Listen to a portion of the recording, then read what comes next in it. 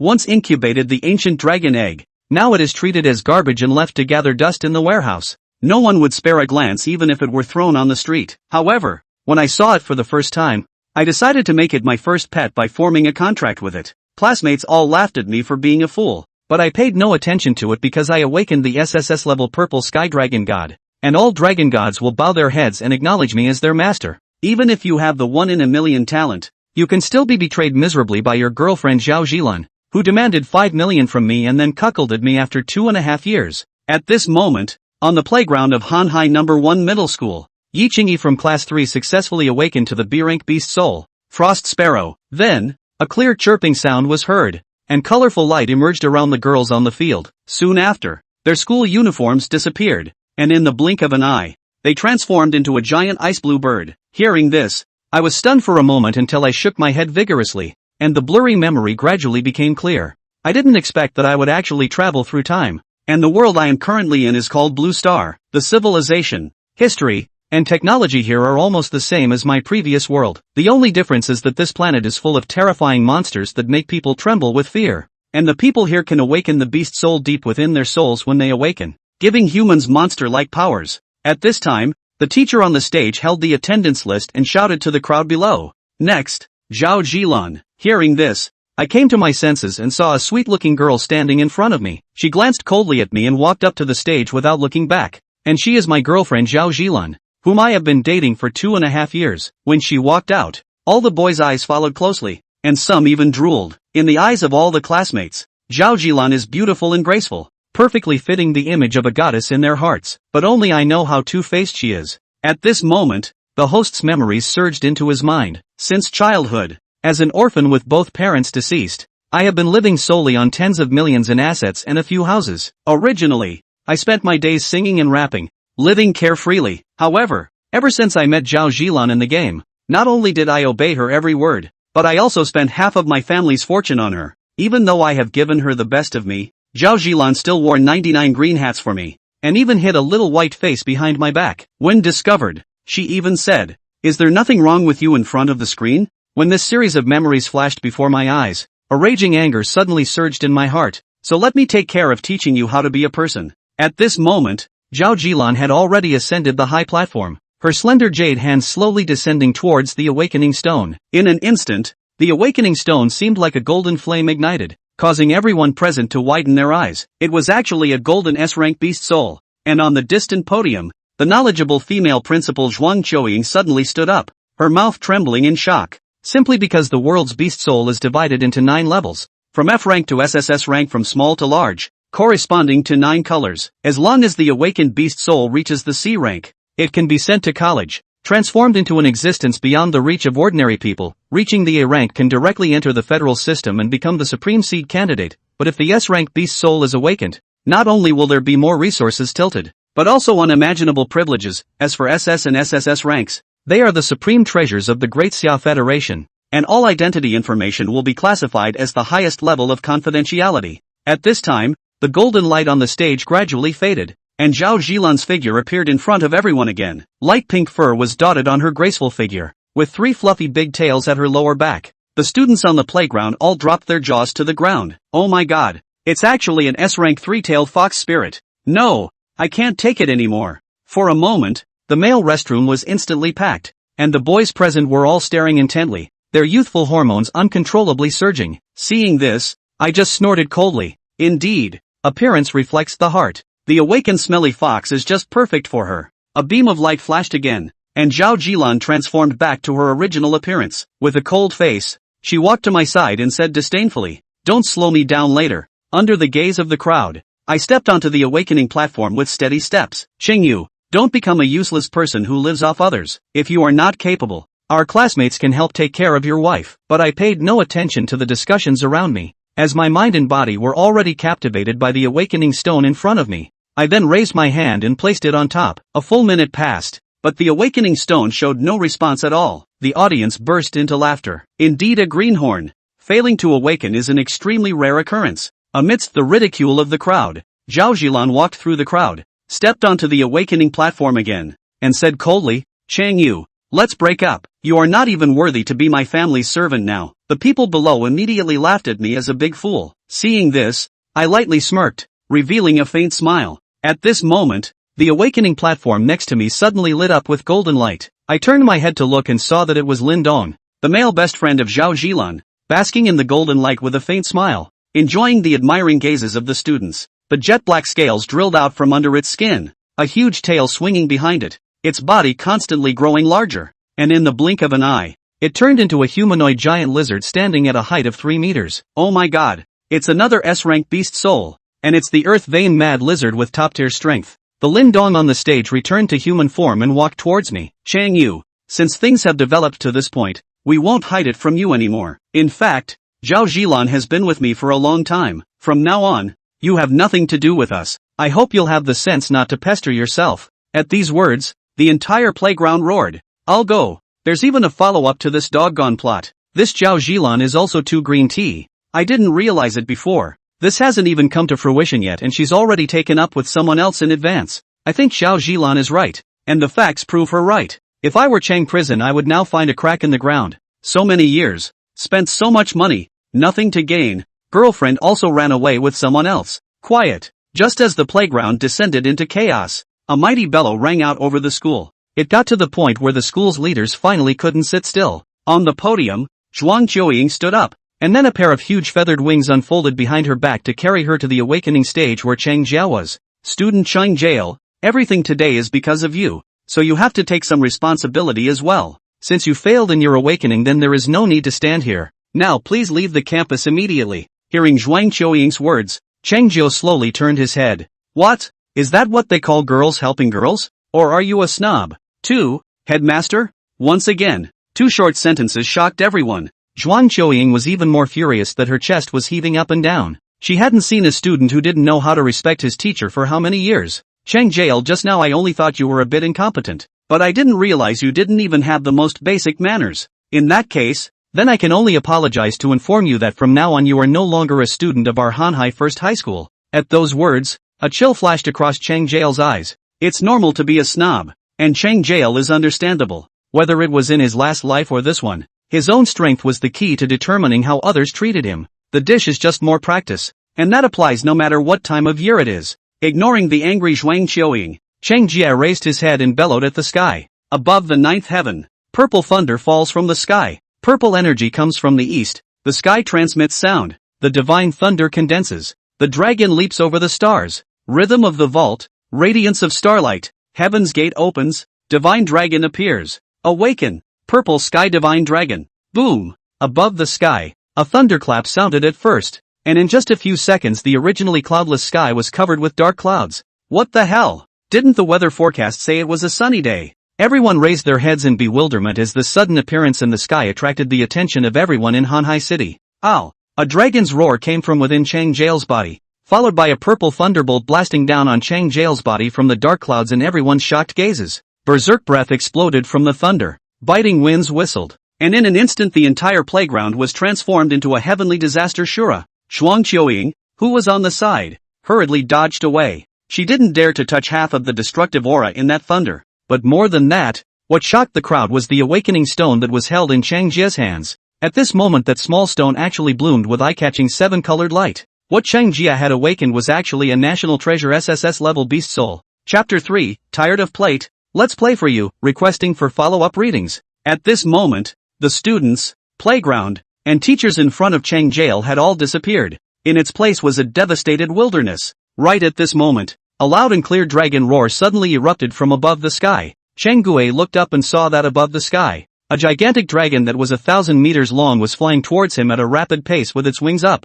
The giant dragon was somewhat similar to the divine dragon in his own impression, with a pure white scale armor flashing with lavender electricity, a pair of dragon eyes like a brilliant thunderstone, and the wind and thunder whistling between the rolls and tumbles. Boom! Purple lightning tilted down like a waterfall, and the terrifying dragon might shook the world. At this moment, the stars lost their color and the sun and moon had no glory, and the entire world was only left with a sea of purple thunder. Cheng Jie watched all of this dumbfounded. This kind of intuitive visual impact is completely different from the feeling of watching 3D giant monster movies in the past. That divine dragon lowered its head, its eyes flashing with electricity looking towards Cheng Jie on the ground. In the next second, the dragon's mouth opened and instantly charged towards Cheng Jie. Cheng Jie only felt a flash before his eyes, and when he came back to his senses he was still standing on that awakening platform. Just then, a translucent panel appeared in front of Cheng Jie's eyes. Name, Cheng Jie. Level, 1 rank 1. Race, human divine beast species.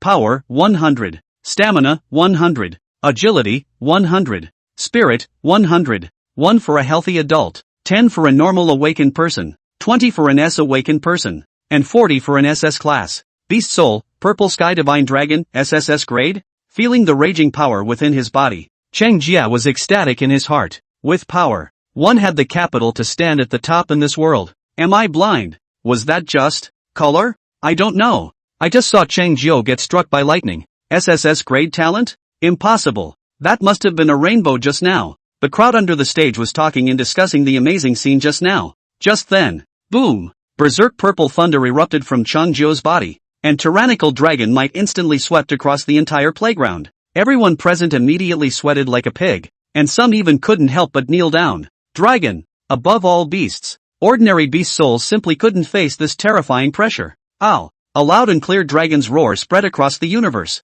like a flood of bells ringing in everyone's heart. A moment later, the thunder dissipated and Cheng Jie's figure reappeared in front of everyone's eyes. At this moment, Cheng Jie's top had disappeared, revealing a perfectly proportioned muscular body, with dark sharp dragon horns drilling out from his forehead, white scale armor covering his arms, and lavender thunder flashing and jumping around his body like an elf. A dragon tattoo that looked like thunder was clearly branded on his right chest. What kind of beast soul is this? How come I've never seen it before? I don't know, but it's so handsome, and it doesn't feel like the strength is bad. No, there's a delay in this kid's awakening? Didn't he fail just now? It's over. I feel a boomerang coming. The students under the stands each looked at each other, carefully sizing up the transformed Cheng Jie. Zhuang Qiuying's entire body froze in place in shock. Fong was so close that the fleeting seven-colored light appeared clearly in front of her eyes. SSS grade beast soul. A national event. Sure enough, when she turned her head to look at the school gate, there was already a group of black-clothed men there at an unknown time.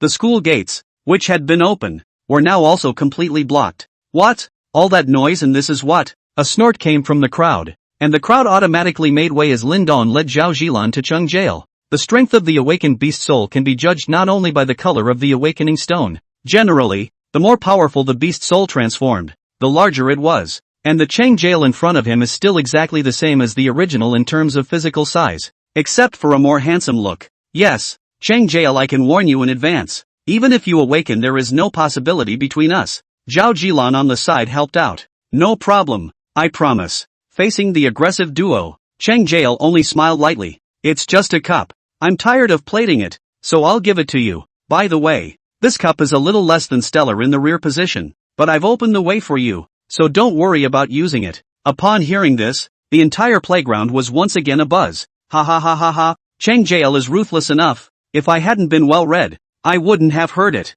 I didn't expect Zhao big beautiful woman to play so flowery. No wonder the awakening is a fox. If that flash of 7 colors just now is true, then could Zhao Zilan have awakened her S rank because of the seeds planted by Cheng Jie? Cheng Jie. Lin Dong's eyes were red, and the gusts of ridicule coming from his ears were like steel needles in his heart. Zhao Zilan's face was even more crimson, and her eyes were filled with killing intent as she looked at Cheng Jie. It's amazing how much privacy between the two was blurted out after a breakup. True down to the head. If this gets out, how can he or she be a human being in the future? Finally Lin Dong could no longer endure this humiliation and ran towards Cheng Jie with a furious roar. As he ran, his figure continued to expand, and in the blink of an eye, he completed his transformation. This sudden scene even the third-order Zhuang Qiuying didn't react, and by the time she wanted to stop it was already too late. Die for me! Lin Dong bellowed, and the fists covered in pitch-black scale armor brought rolling fishy winds down on Cheng Jie one after another. Boom! Boom! Boom!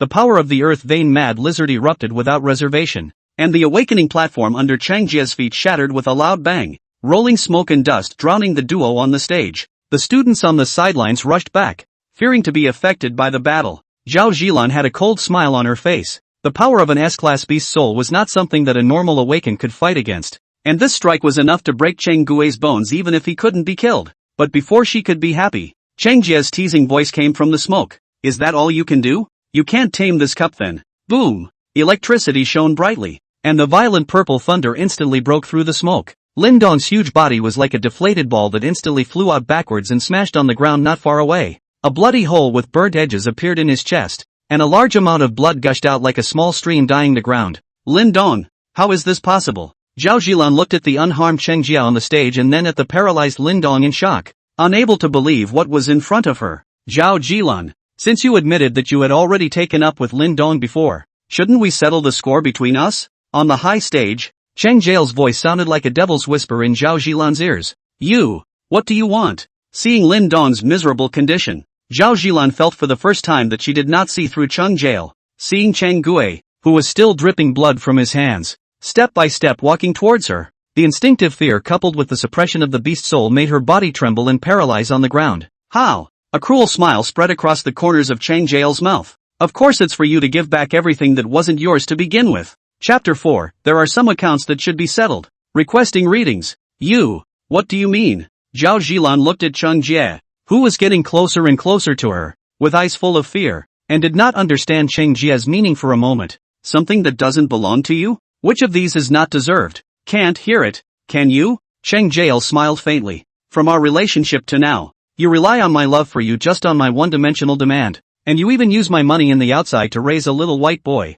It is just today together will be this account to settle. Normal weekday expenses are forgotten. But shouldn't all those luxuries and transfers bought for you including that house your parents are living in now be returned to me? Listening to Cheng Jie list out the expenses between the two of them in one stroke, Zhao Zilan's face darkened by a few points. Asterisk asterisk asterisk asterisk. Program Prison has spent so much money over the years. I wouldn't dare have an affair if some guy paid me that kind of money. Even the parents' house is paid for by the man. Isn't that pure and simple parasitism? Upon hearing Cheng Jie, the public opinion on the scene took a sharp turn, and many of the boys felt bad for Cheng Jie. In the past, some of them had thought of Zhao Zilan as a white moonlight, but now they realized that it was actually such a green tea. Of course, there were girls who fought for Zhao Zilan, thinking that since these things were voluntarily given by Cheng Jie at the time, they should not be dwelled on after the breakup. Zhao Zilan, who had already begun to beat the drum in her heart, heard that someone was backing her up and her eyes lit up, and her fear of Cheng Jie was reduced by a few points in her heart.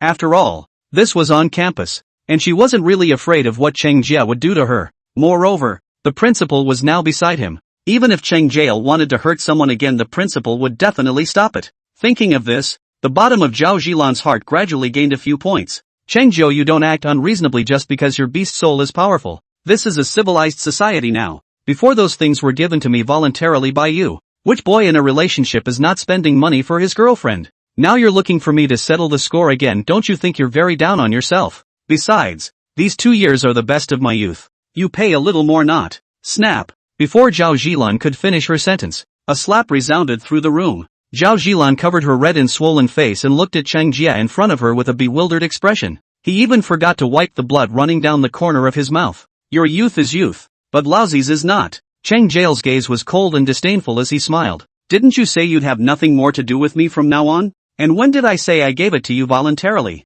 Why can't I have back what is rightfully mine? Besides, I'm not negotiating with you right now. As he spoke, a terrifying dragon might suddenly erupted from Cheng Jie's body. This suppression from the deepest part of the soul immediately caused Zhao Zilan's heart to tremble. She didn't understand why Cheng Jie had such a change of temperament today. Said time, more or less a bit shameless. They are looking for a mistress has been receiving other people's things. To put it bluntly, is not bullying honest people. Where's the godly spirit that Zhao Big Beauty had just now? Wouldn't really think she's worth that much money, right? No, now she's a superb charming fox. Abalone with gold trim is certainly worth money. Listening to the surrounding vulgar ridicule, Zhao Zirua's teeth gently bite, tears in the eyes can no longer stop flowing down. What's wrong with me when it's obvious you can't give me what I want? Bullying a weak woman like me on the strength of a powerful beast soul, this is how you do things in Cheng Jie, is it? If Cheng Jie normally saw Zhao Zilan's pitiful appearance, she would have been heartbroken. But right now, Cheng Jie only felt nauseous. I can't catch this punch even with 10 years of strength.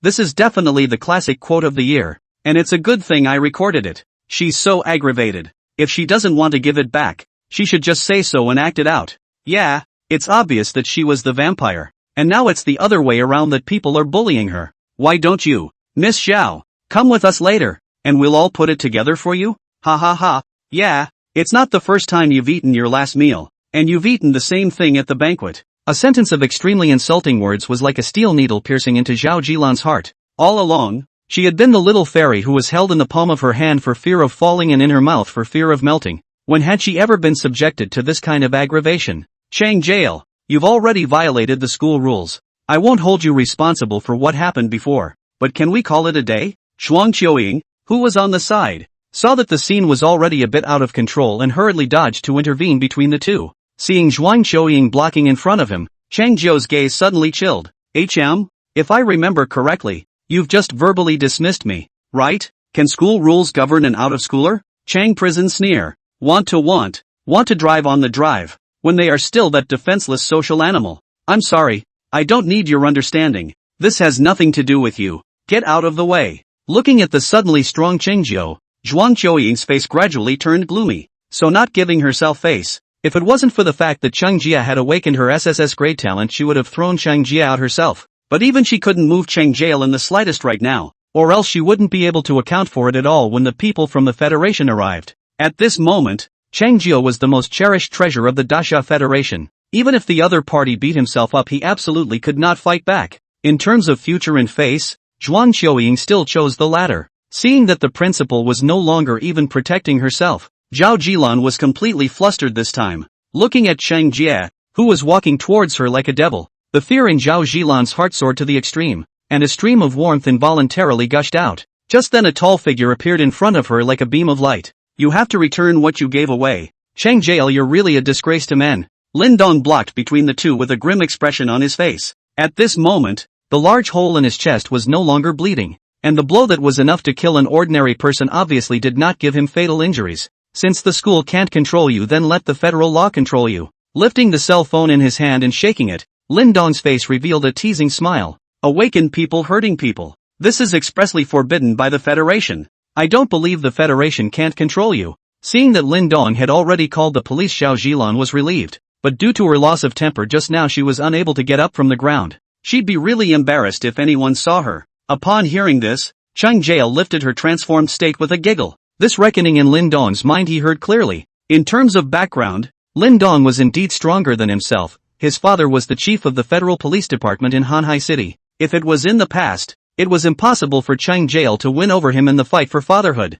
But it's different now. It's not certain who will cry when the time comes. Chapter 5, The Commissioner's Father? That can't be managed. Requests for readings. Mighty. As he spoke, sirens were already blaring outside the school gates. Hearing the approaching sirens, a disdainful smile appeared on Lin Dong's face. The federal government will be here soon. Let's see how you can laugh then. Cheng Jie smiled faintly and ignored Lin Dong. He was more concerned about the Federation's actions than the jumping clown in front of him. Every school awakening ceremony is required to be reported and will be recorded and monitored by a federal officer. If a student with SS or SSS grade talent appears, these people will report it to the headquarters at the first time to keep it a secret. It had been most of an hour since his own awakening, and it was almost time for the Federation to arrive. Outside the school gates, 3 police whistles arrived. From the police car at the front of the line, a middle-aged man with a big belly in an oversized federal police uniform got out. With a flick of the baton in his hand, a vicious, fierce light suddenly flashed in Lin Jialiang's eyes. Brothers, go! I want to see which little bastard dares to injure my Lin Jialiang's son. But before he could get close to the school gates, a group of people dressed in black with sunglasses on their faces surrounded him. I'm sorry, it's federal martial law here right now and no one is allowed to come near, said the man at the head of the group, taking out his ID from his pocket and handing it over to Lin Jialiang.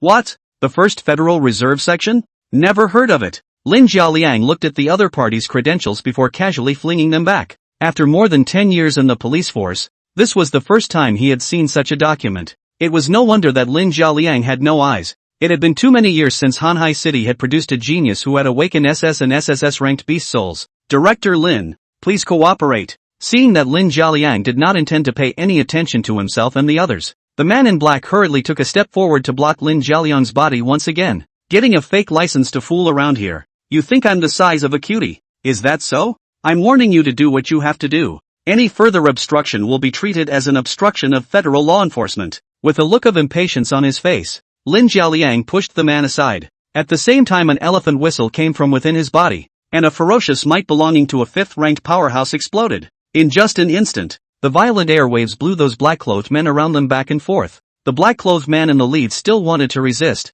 but naturally, with only the 3rd rank, he couldn't even touch Lin Jialiang a bit. Seeing that the other party was such a weakling, Lin Jialiang coldly snorted and led the police officers to take big steps towards the campus. Dad! Lin Jialiang had just stepped onto the campus, and Lin Dong, who was confronting Cheng Jie, suddenly lit up. Lin Jialiang was obviously happy to see his son as well. However, when he saw the horrifying wound on Lin Dong's chest, the corners of his mouth that had just risen froze. You did this? Lin Jialiang's eyes contained murderous intent as he looked towards Cheng Jie across the room, his berserk ferocious might erupting out with difficulty. On the phone, Lin Dong only said that he and his girlfriend had both awakened their S-rank beast souls, but an awakened person had caused trouble at the school and injured himself but didn't say how much he was injured. Now that he had seen his son suffer such a serious injury with his own eyes, how could Lin Jialiang not be angry? Any more deflection of this wound and Lin Dong would be dead. Cheng Jie nodded indifferently and said with a smile in his eyes, yes, but it was your son who made the first move,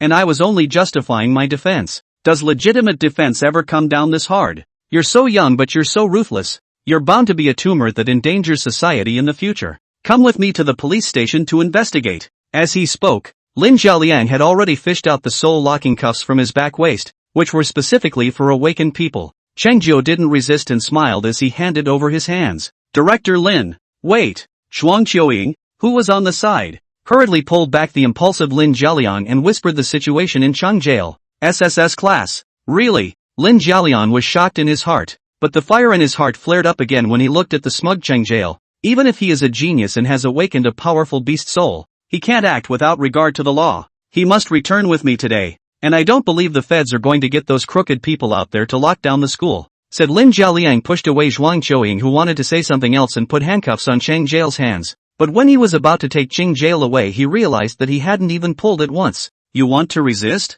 Lin Jialiang snorted coldly, looking at Cheng Jie with a heavy murderous aura darkening his eyes. If Cheng Jie resisted arrest and was scrapped beast soul on the spot, then even if the above really blame down their own is also impartial law enforcement process, there is no problem. Genius? It's the ones who grow up that are called geniuses. Without growing up, that's no different than an ordinary person. No, no, no. How dare I resist in the face of Director Lin's lustful authority? But so many people saw your son move first. It's not good for you not to take him away, right? Cheng Jie patiently explained, as if he was really thinking about Lin Jialiang. Lin Jialiang frowned at his words, and after a moment's thought, he said to one of the officers behind him, "Humph, cuff Donger as well." Lin Dong smiled disdainfully and allowed the officer to cuff himself. Now Lin Jialiang didn't dare to do anything to Cheng Jie under the eyes of the public, but it wasn't the same back at the police station. At that time, Lin Dong definitely made Cheng Jie feel the most painful punishment in the world. Chief Lin is awesome and enforces the law impartially. Cheng Jie faintly smiled, then pointed at Zhao Zilan on the ground, and this one on the floor. She swindled me out of quite a bit of finances in order to support your son, and I think you're going to have to take this one as well. What did you say? Lin Jiadong's tone was icy cold. You're really in debt. Slandering others is an additional offense. Zhao Zilan, he certainly knows what's going on. At first, he was originally against Lin Dong and Zhao Zilan together. After all, Zhao Zilan is just from an ordinary family and their kind of iron rice bowl cannot be compared. Not to mention that Zhao Zilan has a boyfriend. But today it seems that his son made the right choice. The duo had both awakened their S-class talents, and such a thing would definitely be a good story in Hanhai City in the future. Lin Jialiang could not allow Cheng Jie to come out at this time to discredit the duo. Well, since Director Lin has spoken, then I have nothing to say. But it seems like you can't take me with you now. Cheng Jie smiled faintly and pointed to the sky behind Lin Jialiang. Lin Jialiang looked up in the direction of Cheng Jie's finger, and immediately his gaze froze, only to see a small black dot in the sky was rapidly enlarging. And when he fixed his eyes on it, it was actually a big crimson bird. In just a few seconds, the large bird flew over the school, its nearly 200-meter wings enveloping the entire school like a dark cloud. Volcano Inferno bird. Someone who was a good learner recognized the terrifying rock bird at a glance. Judging by this size, it should be a 4th rank, right? Which lord's mount is this? Dang! Just as the crowd was marveling, a wide, thick, huge sword fell from the sky and plunged upside down in front of Lin Jialiang's body. Immediately after that, a silhouette slowly fell from the air and gently stood on the hilt of the sword. No one gets out of this school today. Chapter 6, it's just S-class. What's there to be proud of? Requesting for a follow-up reading. The silhouette was like an elf, attracting everyone's attention the moment she appeared. The young girl's skin was fair, her long yellowish hair was tied behind her head, and her large soulful eyes sparkled under the sunlight. White t-shirt, denim shorts with that little white shoes and small short socks. Plain and simple dress, but the youthfulness of the girl unreservedly show. Yi Qingyi, the proud son of Kyoto University, the female martial god of the behemoth battlefield. Wow, that's a real goddess. Why is she coming to our school? It's over. I feel like I'm falling. As soon as the young girl appeared, some sharp-eyed students recognized her. Unlike the excited students, Lin Jialiang's face had darkened to the point where it couldn't be any darker. He had certainly heard of Yi Qingyi's name. At only 22 years old, he had reached the same 5th rank cultivation level as himself, and was a top genius in the entire Grand Xia. This kind of genius wasn't something he could scare off with a chief. None of you will leave until the Federation allows it, said Yi Qingyi as she lifted her jade hand and flicked it at Cheng Jie's. Dang! A crisp metal chipping sound rang out, and the handcuffs that could restrict the awakened one's beast soul snapped in response. Little girl, the federal police are doing their job. Please don't get in the way. Lin Jialiang's face turned blue as he shouted at Yi Qingyi in a deep voice. Federal police? Yi Qingyi smiled faintly, and that smile instantly caused many boys in the playground to fall. From now on, Hanhai no. One middle school is taken over by our 1st Federal Reserve Section. No one is allowed to leave, including you federal police. Moo! Before Yi Qingyi's words fell, the sound of a manic elephant chorus instantly erupted from Lin Jialiang's body. A giant elephant silhouette appeared vaguely behind Lin Jialiang's back, its hideous long tusks and scarlet pupils resembling a demonic creature that had returned from purgatory. The earth trembled as the monstrous aura of a 5th-ranked powerhouse exploded without reservation. Little girl, I know you're good,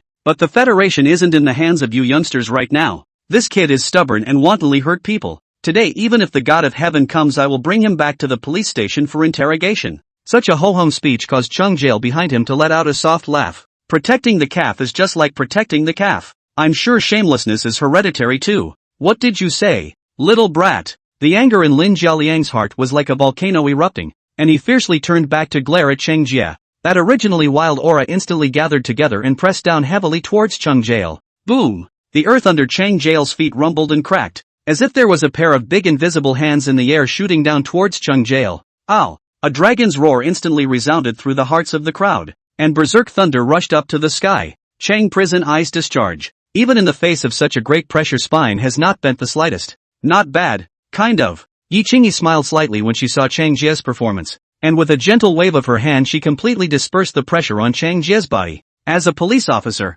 do you realize that striking out at a federal SSS reserve officer is a capital offense? Leaping down gently from the giant sword, Yi Qingyi slowly walked over to Lin Jialiang, a green-colored flame rising in her hand. I am the police of Hanhai City. All I know is that I cannot let anyone threaten the safety of the Hanhai City's masses. Lin Jialiang suppressed the anger in his heart and pointed at the large hole in Lin Dong's chest that had not yet healed. To lay such a heavy hand on someone just after awakening, even if you let it go like this, are you not afraid of chilling the hearts of the citizens? It will naturally be investigated when it's time to investigate, but not by you. In the face of Lin Jialiang's hatchet, Yi Qingyi did not budge at all. Investigate what? That was self-defense. Yes, obviously his own son started the fight and still can't beat them. Just practice more. Snakes and rats. Before Yi Qingyi could answer, someone from the crowd of onlookers on the side told the story for Cheng Jie. Abusing your power and striking out at the SSS rank reserves. Uncle can punish you to death for these 2 points alone. Yi Qingyi laughed lightly.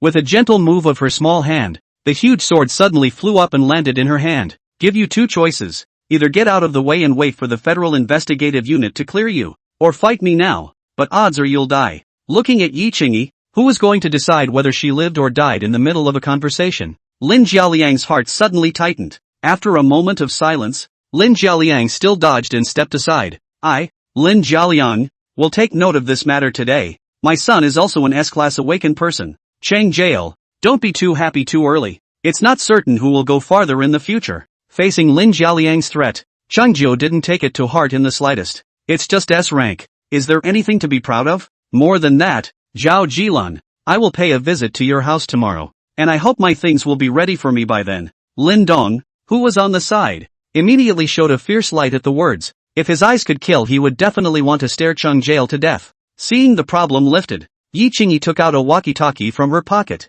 Come on in. Trouble solved. As soon as the words fell, a group of black-clothed men walked in from outside the school gates in an orderly fashion. The originally small playground suddenly seemed a bit crowded. Under the organization of the man in black and Zhuang Zhouying, the students who were watching the spectacle stood together again in an orderly manner according to their classes. Cheng Jie, on the other hand, was pulled inside a classroom by Yi Qingyi. With a flip of her small hand, a translucent stone appeared in her hand. This is for testing the beast soul, and it requires you to test it again. Yi Qingyi patiently explained. Cheng Jie nodded and placed his hand on the stone as Yi Qingyi said. In just a moment, a flash of 7-colored light illuminated the entire room. It really is the same SSS rank as the section chief. Looks like a bit too many geniuses came out this year. Well, then, welcome to the first reserve section of the Federation. Yi Qingyi smiled faintly, like a spring breeze. Come on, I'll take you back to the section first, and then someone will give you a special briefing on how you'll be treated in the reserve section.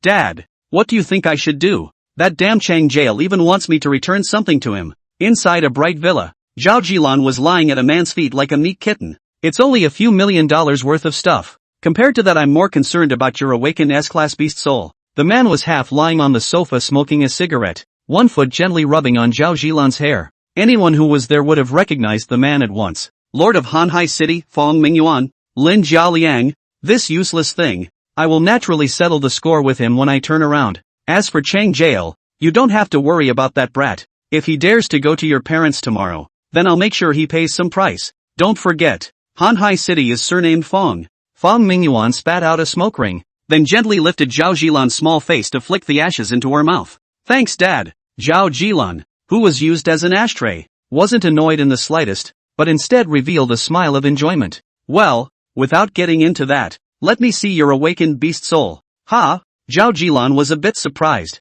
Will having a tail after transforming get in the way? Let you change and you change. I want a vixen. Chapter 7 The Privilege of Strength. The First Federal Reserve Section. Begging for a catch-up read. Sitting on the back of the volcanic inferno sparrow, Cheng Jie looked down at the tiny city below with an excited expression. This feeling is completely different from taking an airplane. The strong wind blowing on the body caused Cheng Jie's adrenaline to soar. A few moments later, a city much smaller than Hanhai City appeared in Cheng Jie's eyes. Arashur City, the center city of Jizhou Province. Although it is a center city, the economic development is obviously not as good as Hayes City, highlighting a slow pace of life. The volcanic Yanquan flew across the sky, drawing countless people to look up. A moment later, the volcanic inferno sparrow landed on the tallest federal building in Arashur City under Yi Qingyi's control. Yi Qingyi then took out a small ball, which flashed, and the volcanic inferno sparrow was sucked into the small ball as a stream of light under Cheng Jie's astonished gaze. Elf ball? Cheng Jie froze slightly. Seeing Cheng Jie's surprised expression, Yi Qingyi couldn't help but cover her mouth and laugh. This is the monster ball, and you'll have it later, but it's up to you what kind of monsters you can take in. Hearing Yi Qingyi's words, Cheng Jie couldn't help but feel happy in his heart. I didn't realize I had a chance to become a monster trainer. Following Yi Qingyi, after passing through several doors to check their identity, the two arrived at a large conference room. Two people were already sitting in the conference room at this point. A middle-aged man who looked like he was around 30, and a young girl who was around his own age. The man's skin is tanned and full of robust muscles. Leaving a plate inch appears to be the whole person. Rigid spirit, leaning on the back of the chair, seems to be in the eyes closed to recuperate. The young girl was around 1 meter 6, with sweet looks and skin as white as snow, and was currently wiggling her calves and looking around curiously with a pair of big eyes. Big brother Lu. Just as she entered, Yi Qingyi greeted with some surprise. Hearing someone call out to him, the man's body shook slightly and his eyes snapped open. That stern gaze seemed to tingle a bit on Cheng Jie's body when he looked at him. Little Yi is back. Ah, this kid is the SSS ranked awakened person that was reported this time? The man stood up and walked over to Cheng Jie with a smile and extended his hand. Lu Che, SSS ranked awakener, the beast soul is the wind system's ling feather flying snake. Cheng Jiao. Cheng Jie nodded, shaking the man's hand, and responded politely. This one is? Yi Qingyi asked suspiciously as she looked towards the somewhat nervous young girl. My name is Shenlinger, SS grade beast soul Jasper Swan. Before Lu Che could be introduced, Shenlinger was the first to speak up. A healing beast soul? Not bad. Yi Qingyi was slightly startled and exited to praise it. Beast souls of the healing department were extremely rare, especially when the rarity of a highly gifted healing awakened person like Shenlinger was definitely no less than that of an SSS ranked awakened person like Cheng Jie. By the way, Cheng Jie, what is the beast soul you awakened? It seems like there are only 3 people with SSS ranked beast souls in our Disya today. Lu Che asked with some curiosity. My beast soul is the purple sky thunder dragon. Since they were all on their own here,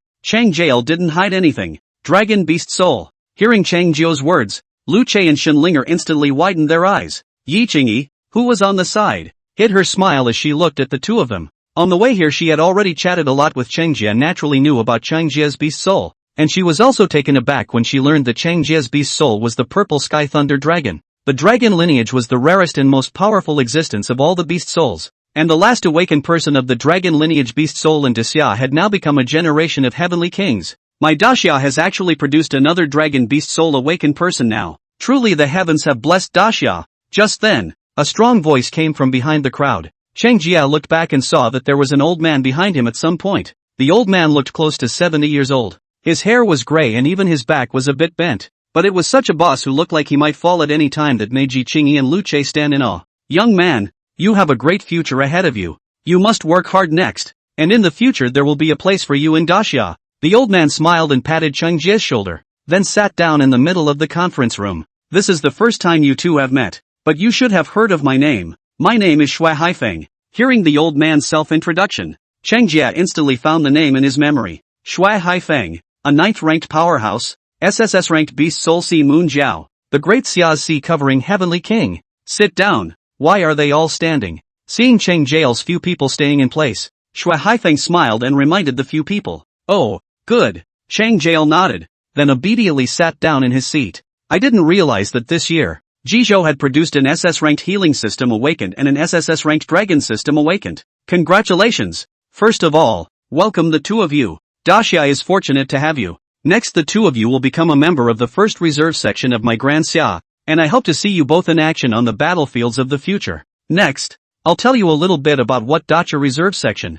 Any awakened person who has awakened to the SS rank and SSS rank will be included in the first reserve section of Daxia at the first opportunity, and if there is an S rank awakened person who has broken through the limits, they will be included as well. Currently the Daxia Reserve Section has 6 SSS ranked awakened, 25 SS ranked awakened, and 3 S ranked awakened counting you. You 34 people are the foundation and the bottom card of our great Xia against the monsters and the empire. So being in the first reserve section, your training will be extraordinarily grueling, and likewise the resources and power will be the first of its kind in all of Daxia. Your information files have been altered to S rank and the Department of Secrecy has gagged anyone who saw your awakening. After that you will participate in the Beast Soul University's joint exams just like normal S rankers, and the two of you must be ranked in the top 10 in Jizhou province. If you fail, you will be considered unqualified for an observation period, and if you do not perform well during the observation period, you will be dismissed. Cheng Jie was slightly stunned, not realizing that he had an establishment and still needed to go to college.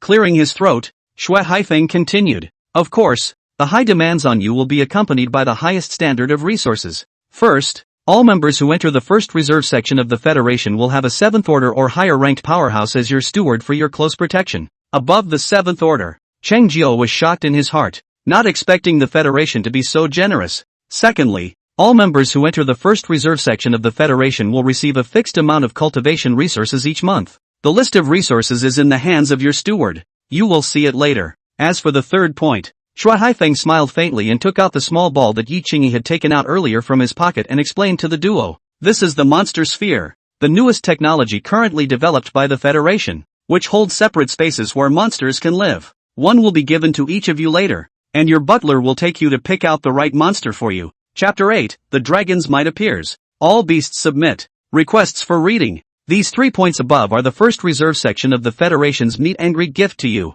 Shui Haifeng laughed. Right. There is a 4th point. You have the highest immunity of the Federation, but do not do anything just because you have a gold medal of immunity. If the nature is too bad will still be sanctioned by the Federation and the people. Hearing Shui Haifeng's warning, Cheng Jie secretly nodded his head. Through the introductions of several people on this day, Cheng Jie had also gained a certain degree of understanding of the Federation. There are no curves. The strong will have the right to speak, and this point makes Cheng Jie like it very much. Ji Yunwu, Ling Ruoshan, you guys come in. With Shui Haifeng's soft greeting, the door of the conference room was pushed open once again. 2 middle-aged men around 40 slowly walked in. One had a border and was all hipster, and if it wasn't for the creases on that face looked no different than a youthful college student at all. The other wore a shawl of hair and a neat practice outfit, as if he was that ancient martial artist who lived in seclusion in the mountains and forests. The duo slightly saluted Shui Haifeng before standing behind him. Shui Haifeng pointed at the long-haired man behind him and introduced. This is Ji Yunwu,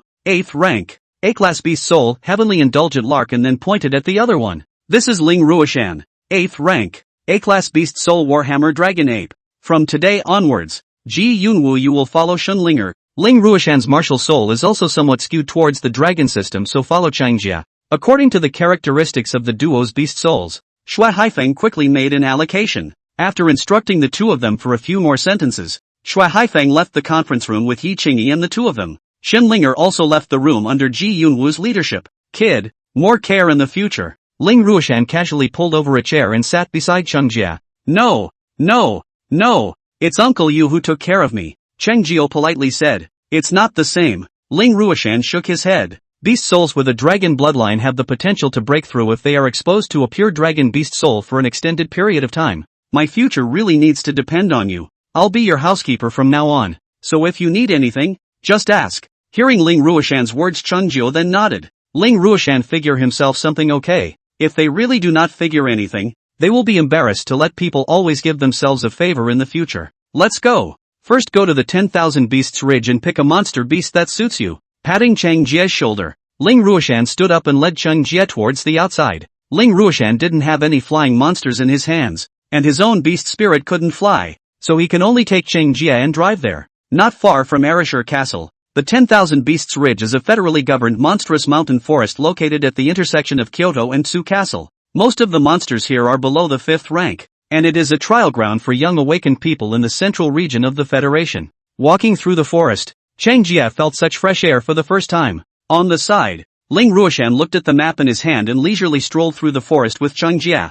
Your beast soul is of the dragon lineage. Then it's best for us to choose a monster that favors the dragon lineage as well. But these types of monsters are strong and dominate the land, so it's up to you whether or not you can subdue them. I've read that there are 3 dragon monsters, one to our northeast and the other 2 to our northwest. Ling Ruoshan handed the map to Cheng Jie and pointed to the marked points on it. Which head is the strongest? Suddenly thinking of Yi Qingyi's volcanic inferno sparrow, Chang Gui hastily added. Which other head can fly? Then this is the only one. Ling Ruoshan pointed at a black dot on the map and said, this monster is called the Underworld Lantern Feathered Serpent, also known as the Night Fury Jiao, a 5th-ranked monster, capable of flying, and perfectly fits your requirements. It's just that this guy is the boss-level character of this forest, and it won't be easy for you to subdue it. It's fine, always try. Cheng Jie laughed. And with you protecting me, it's not easy for me to die this. That's true. Upon hearing this, Ling Ruoshan laughed out loud and led Cheng Jie in the direction of the Underlight Feathered Serpent.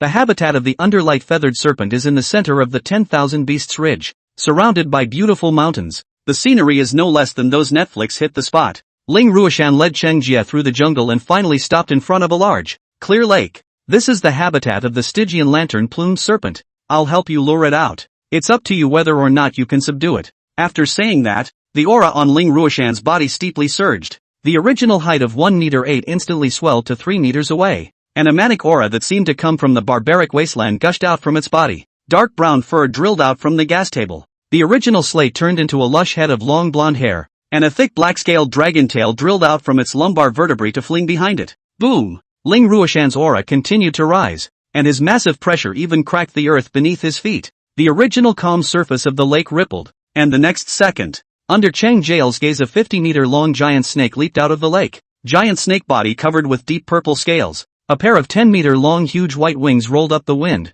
At the end of its tail is a yellowish oil lamp like diamond-shaped crystals. The underlight plumed serpent soared through the sky before slowly hovering in the center of the lake, lowering its head to survey the 2 diminutive humans in front of it. Ling Ruoshan also lifted her transformation state at this time and retreated behind Cheng Jie. It was up to him to subdue the monsters, and there was nothing Ling Ruoshan could do to help Cheng Jie at this point. Looking at the huge forest overlord in front of him, Cheng Jie's gaze was unusually determined. If one couldn't even deter a monstrous beast, how would one be able to reign over the world in the future? Ow! Loud and clear dragon roars accompanied by rolling purple thunder rushed up into the sky, and the domineering dragon might that belonged solely to the dragon race swept out. White scales burrowed out of Cheng Jie's skin, completing the transformation in the blink of an eye. Is this the dragon's might? Ling Ruoshan on the side was trembling, but his eyes erupted with excitement. As Cheng Gui transformed, the Warhammer Dragon 8 beast soul within him similarly let out a roar. It was as if the veteran of the sands who had been silent for many years had finally waited for the return of the king. Bathing in Cheng Hal's dragon might, Ling Ruoshan could feel his beast soul enhancing and transforming little by little. At this rate of metamorphosis, there was a real possibility that one's beast soul would evolve to S-class before long. Whoops! A burst of beast roars came from the forest in the distance, and in Ling Ruoshan's shocked gaze a beast leaped out of the jungle and rushed to the duo. These monsters did not attack the duo, but instead, their heads were lowered to prostrate their bodies completely on the ground. as if they were showing submission to their king. The dragon's might appears. All beasts submit. The same was true of the Stygian lamp-feathered serpent in the air. When it locked eyes with Cheng Jie's electrically surging pupils, a wave of fear from the deepest part of its soul landed in the middle of its mind. This crushing will simply prevented it from giving birth to any thoughts of resistance. That originally huge body slowly shrunk, and finally turned into a small feathered snake of only 1 meter that landed in front of Cheng Jie's body. Cheng Jie smiled faintly and took the monster ball from Ling Ruoshan and placed it on the forehead of the underlight feather serpent. Without any resistance, the Stygian lantern-feathered serpent turned into a stream of light and drilled into the monster ball in Cheng Jie's hand. Undoing his transformation state, Cheng Jie revealed a cold smile as he looked at the monster ball in his hand. After only one afternoon, one's strength was not what it used to be. He wanted to see who could protect Zhao Jilan tomorrow. Chapter 9, Coming to the Door Alone. You want me to apologize? Requests for readings. The next day, Hayes City Villa area. This was the rich district of Hayes City, and many bigwigs had secretly placed their properties here. Due to the small number of settlers, it is exceptionally peaceful and ideal for retirement. Cheng Jie's parents used to own a property here as well, but at the moment this house has been successfully swindled from Cheng Jie by Zhao Jilan on the grounds of giving it to her future husband to live in. Dad, do you think Cheng Jie will really come today? Inside the courtyard of the villa, Zhao Jilan asked while making tea. On a chaise lounge beside her, a nearly bald old man was leisurely fanning himself. Come, just come. Into my Zhao Daong pocket inside the thing. Still want to let me escape again? He Cheng prison think beautiful. Cheng Daong disdainfully skinned his mouth, then fawningly twisted his head to look at Fong Mingyuan beside him. I just didn't expect this to startle the Lord Mayor himself into visiting my humble abode. No harm done. Fong Mingyuan smiled lightly. It's that Cheng Jie brat who is too unbridled. And of course it's your daughter who is good enough. Today you guys don't worry. With me in Cheng Jie he wouldn't dare to do anything. As the mayor of Hanhai City, Fong Mingyuan really did not put Cheng Jie in his eyes. Even if he had awakened an SSS-ranked beast soul, as long as Cheng Jie hadn't grown up yet, he had ways to deal with Cheng Jie. Then I'll thank Mayor Fong in advance, and I hope that Cheng Jie brat knows what he's doing. Speaking of this, Zhao Daong couldn't help but let out a cold snort. Just then, Lin Jialiang brought Lin Dong into the courtyard as well. Mayor Fong, we've already set up a defense outside the door. If that kid Cheng Jie dares to come, I'll make sure he can't escape. Seeing that Fong Mingyuan nodded his head, Lin Jialiang then stood behind Fong Mingyuan with a sigh of relief. Damn Cheng Jie. Last night Fong Mingyuan's lecture was still fresh in his mind. Today Lin Jialiang didn't want to make any more mistakes. On the side, Lin Dong's gaze was all over Zhao Jilan's body. It was only that he always felt that Zhao Jilan didn't seem quite right, always squirming and standing around. Feeling Lin Dong's gaze, Zhao Jilan blushed slightly and glanced at Fong Mingyuan somewhat grudgingly. Fong Mingyuan smiled faintly, his fingers lightly traced on the remote control in his pocket. What's that? Just as several people were having their own thoughts, Lin Jialiang suddenly pointed at the sky and exclaimed. Following the direction of Lin Jialiang's finger, Fong Mingyuan also instantly stood up from his chair. It seemed that he had accidentally picked the wrong block when he stood up, which instantly elicited a cry from Zhao Jilan. But everyone assumed she was also frightened by the scene in the sky, so they didn't care. Only to see that not far away in the sky, a huge feathered serpent was speeding in the direction of the villa area. Monstrous beasts. How can there be monsters within Hanhai City? It looks like it's coming our way. All hands on alert. Stand by for battle. In the blink of an eye the Stygian lantern-feathered serpent flew in front of the crowd. It was only then that a few people saw the Cheng Jie that stood on top of the massive snake's head. It's just a fifth-order monster. Nothing to be afraid of. Feeling the aura from the underlight-plumed serpent, Fong Mingyuan was relieved. As a 7th-ranked awakened, a mere 5th-ranked monster still couldn't be his opponent. Leaping down from the head of the underworld lantern feather serpent, Cheng Jie's gaze swept over everyone present, finally landing on the already red-faced Zhao Jilan. What a big battle. I didn't expect that even the mayor could be invited. I just don't know if you guys are ready for what I want. Seeing Cheng Jie riding the monster, Cheng Daong looked at the still calm and collected Fong Mingyuan's heart also once again had a bottom. Cheng Jie, we didn't go to you to settle the score. You have the nerve to come to us. Originally, you and Jilan broke up peacefully. We elders shouldn't intervene. But you humiliated Jilan and injured Lin Dong yesterday. You have to give me a statement on this matter. Don't think that just because you don't have parents is a reason not to have a family. When these words came out, Cheng Jie was first stunned, but then he couldn't help but laugh out loud. Uncle, this means that I'm not housebroken, right? Then I'd also like to ask Uncle.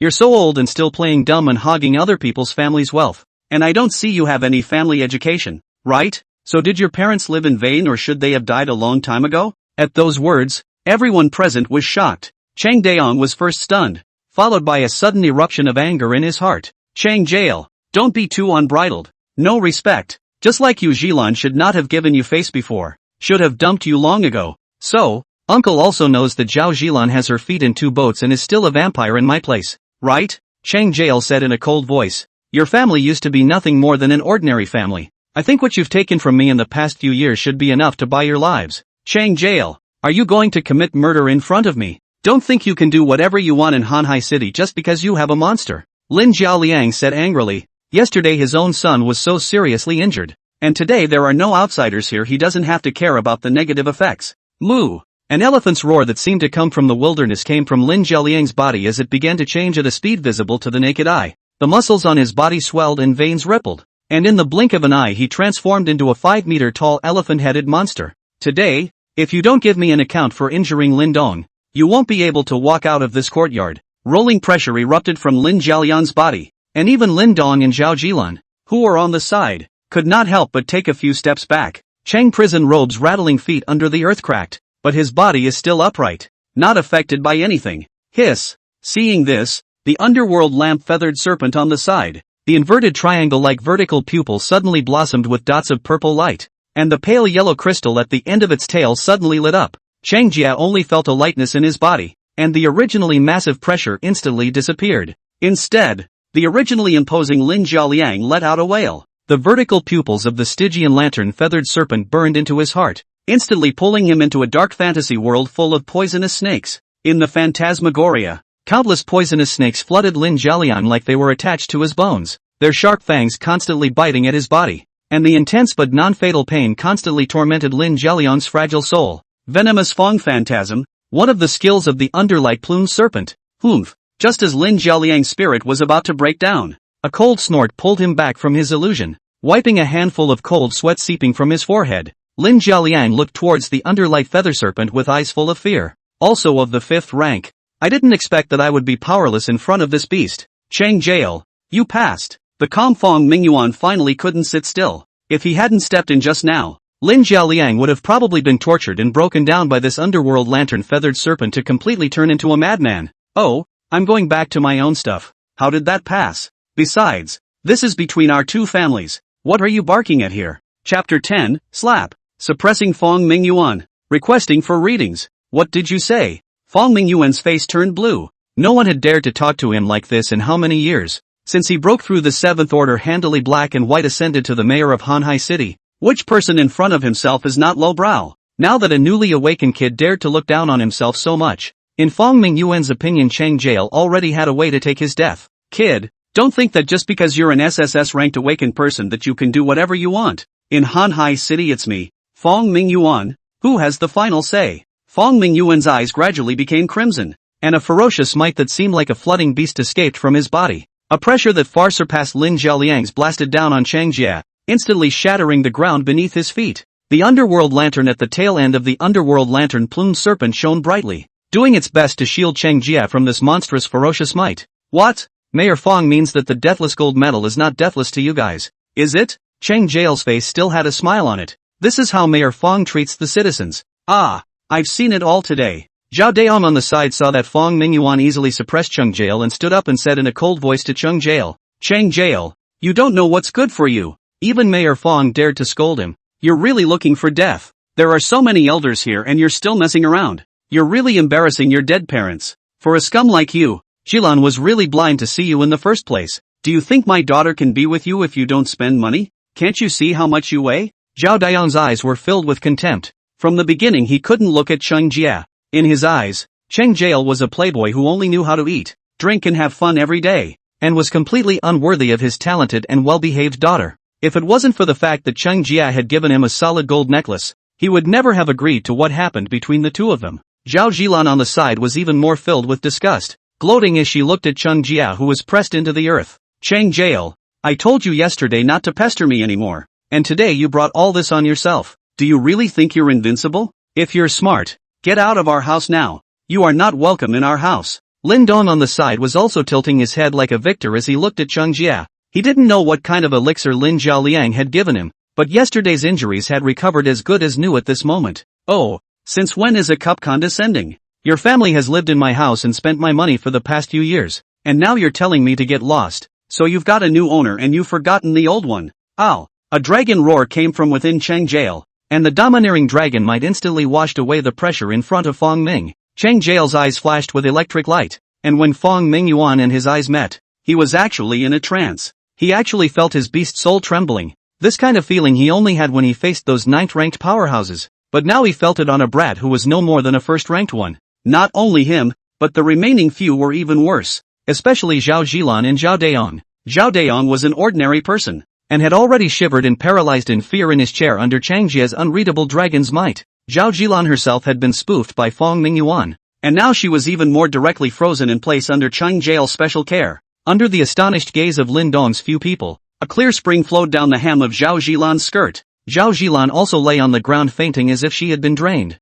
Seeing the hidden wire, Cheng Jie couldn't help but puff and laugh. Not bad. What a good girl. Lin Dong, in the future you have to take good care of Zhao Jilan for others. I've tried this one before. She loves to play. Lin Dong's eyes widened, not expecting Zhao Jilan to dare to do so in front of him. Zhao Daong on the side even closed his eyes directly. 1 second he was praising his own daughter, but he didn't expect Zhao Jilan to show such an unpleasant side in the next second. Compared to the several people with complicated moods, Fong Ming Yuan was obviously calm. Zhao Jilan was also just a toy for him. He didn't care about her dignity. This son cannot be kept. Feeling Cheng Jie's increasingly terrifying dragon might, killing intent erupted in Fong Ming Yuan's eyes. The originally handsome suit was instantly burst, a piece of grayscale armor covering the body, sharp bone spikes drilling out from its various joints. In the blink of an eye, the originally airy Fong Ming Yuan transformed into a giant lizard man. Grade A beast soul, skeleton bone lizard. It's been a while since I've shown this form in front of people. You should be honored to die at my hands. Cheng Jie. The slender lizard tongue licked across the corner of his mouth, and Fong Ming Yuan revealed a cruel smile. Boom! With a fierce stomp on his back foot, Fong Ming Yuan instantly transformed into a gray cannonball and sped towards Cheng Jie. One arm was raised high, and the sharp bone spikes glittered with a ghostly cold aura under the sun's illumination. The huge waves of air brought up by the attack caused a touch of excitement to be added to the eyes of the originally shocked Lin family father and son on the side. However, in the face of Fong Ming Yuan's surefire strike, Cheng Jie was still just standing in place blandly. Slap! A black light flashed in front of Cheng Jie like a shocking flash, and his huge body firmly protected Cheng Jie. The giant ape's palm, which was about the size of Fong Ming Yuan's head and covered with dark brown hair, suddenly swung down with a terrifying wind and slapped Fong Ming Yuan's face solidly. Boo! A sound explosion resounded throughout the courtyard. Under the crowd's trembling and fearful gazes, Fong Ming Yuan's body tumbled like a leather ball and crashed out of the courtyard. Fong Ming Yuan's body plowed a deep furrow in the ground before coming to a stop. The right side of his face was a blur of flesh and blood, even his chin was crooked to one side, and the huge ferocious might on his body had long disappeared without a trace. The police outside the courtyard were even more frozen in place. They should have swarmed the mayor when he was beaten up, but against such a powerful opponent it was no different than giving them away. For a while, the originally noisy courtyard fell into a brief silence. Righting his jaw, Fong Ming Yuan staggered to his feet, looking at Ling Ruoshan with a gaze full of fear. What are you? 4. Federal Inspector Section Executioner? Ling Ruoshan. Ling Ruoshan transformed back into his human form and took out an ID from his pocket. When they saw the document, Fong Ming Yuan and Lin Jialiang's bodies immediately shook. As a federal official, favoring the law and attempting to deprive others of their lives is punishable by death. Looking at the two who were at a loss for words, Ling Ruoshan said in an icy tone, Sir, it's unjust. We just wanted to. Lin Jialiang begged as he knelt on the ground, trembling and tearful. Federal executioners were allowed to execute at any time, and if Ling Ruoshan insisted on executing him, he would definitely not survive the day. Lin Dong, who was beside him, also broke out in a cold sweat and hurriedly knelt at Ling Ruoshan's feet to pray for forgiveness. Fong Ming Yuan stumbled over and looked at the indifferent Ling Ruoshan, but he actually turned around and knelt beside Cheng Jie. Cheng Jie, it was my Fong Ming Yuan who was wrong today. I apologize to you. I will fulfill whatever you want. Please let me live. Chapter 11, backed by a big tree. Take any resources you want, requesting for catch-up readings. Looking at Fong Ming Yuan, who was begging for himself like a dead dog at his feet, Cheng Jie always had a dark surge of killing intent in his eyes. Just now, if Ling Ruoshan wasn't there was no doubt that Fong Ming Yuan would definitely kill himself. Zhao Jilan, who was on the side, had also awakened at this moment, and when she saw her backer kneeling at Cheng Jie's feet her eyes widened. Am I dreaming? Zhao Jilan murmured, but the vibrating sensation underneath her kept prompting her that this was reality. Cheng Jie, please, let me go. I'm not getting involved in this matter. I'll give you compensation. I'll give you Zhao Zhilan at your disposal. Please spare my life. Looking at the tearful Fong Mingyuan, Cheng Jie coldly said, then Mayor Fong, how much money do you think can buy your life? 100 million. Is it enough? Seeing Cheng Jie loosening his lips, Fong Mingyuan seemed to see the hope of living. Does Mayor Fong think he's too worthless? Cheng Jie sneered. 300 million. Oh no. 500 million. Is that okay? Fong Mingyuan was thrilled. With such a high price he couldn't believe that someone wouldn't be moved. Cheng Jie pretended to think thoughtfully, then softly said, 500 million is something to consider. It's a voluntary gift from you. Of course. With so many people witnessing this, I volunteered. Fong Mingyuan nodded his head repeatedly, then took out his own cell phone himself. Under Ling Ruoshan's surprised gaze, Fong Mingyuan directly transferred the money into Cheng Jie's account. Looking at the series of extra zeros within his balance, Cheng Jie smiled faintly. Not that he was greedy for money. On the way here today, Cheng Jie sidestepped and talked to Ling Ruoshan about the dragon language. This doesn't matter if you don't ask. Once you ask, it really startled Cheng Jie. The vast majority of those inscribed with the dragon language were antique spirit weapons that could only be found in high-level auctions. Each piece was worth a fortune, and many of them were good enough to be called priceless. And the presence of dragon text in the awakening stone is just a chance phenomenon, because many people don't know dragon language at all, so it might have been missed when mining, which has trickled down to the market. He had just crossed over and was able to see that there was a dragon language awakening stone absolutely because it was Mother Earth's love for him. It would definitely take a lot to find another complete set of dragon words on their own next. Now that he could make a hard profit, Cheng Jie would definitely not let go of this opportunity. Loading the cell phone, Cheng Jie patted Ling Ruoshan, who was protecting him. Alright, he's no longer valuable. You can send him to his death. What? Fong Mingyuan froze in place. Then his anger erupted like a volcano. Cheng Jie, how dare you lie to me? Since you have to get me killed, then no one will live. Fong Mingyuan, who was kneeling on the ground, violently stormed up and turned his hands into sharp claws to pounce towards Cheng Jie. In a flash of lightning, a huge fist arrived instantly. Boom! The earth trembled and dust flew. The scarlet fist dipper was like a rainbow, and the crowd couldn't even react in time before a deep pit appeared on the earth. Out of your depth. After a long time, Ling Ruoshan withdrew his blood-dripping fist. You, deal with it. Looking down at Lin Jialiang, who was about to pee in fear next to him, Ling Ruoshan pointed at the unrecognizable Fong Mingyuan in the deep pit and commanded in a cold voice. Fine, I'll do it right away. Come in a couple of guys and wash the floor. Lin Jialiang's head nodded as if he was pecking at a chicken, afraid that he would become the second Fong Mingyuan in the next second. After dealing with Fong Mingyuan, Cheng Jie looked towards Zhao Daon, who was curled up on the recliner with an evil smile. This time there are no more outsiders. It's time to settle the score between us. I agree. I'll return all the things that aren't our Zhao families. Zhao Daon, who had long been scared out of his wits, blurted out. Okay, get the money into my account in 3 hours, and if it doesn't match up, I'll come back to you. Cheng Jie snorted coldly and took a step to cross over to the underlight plumed serpent, until the underworld lantern feathered serpent disappeared into the sky with Cheng Jie and the two of them. The people present still had palpitations in their hearts.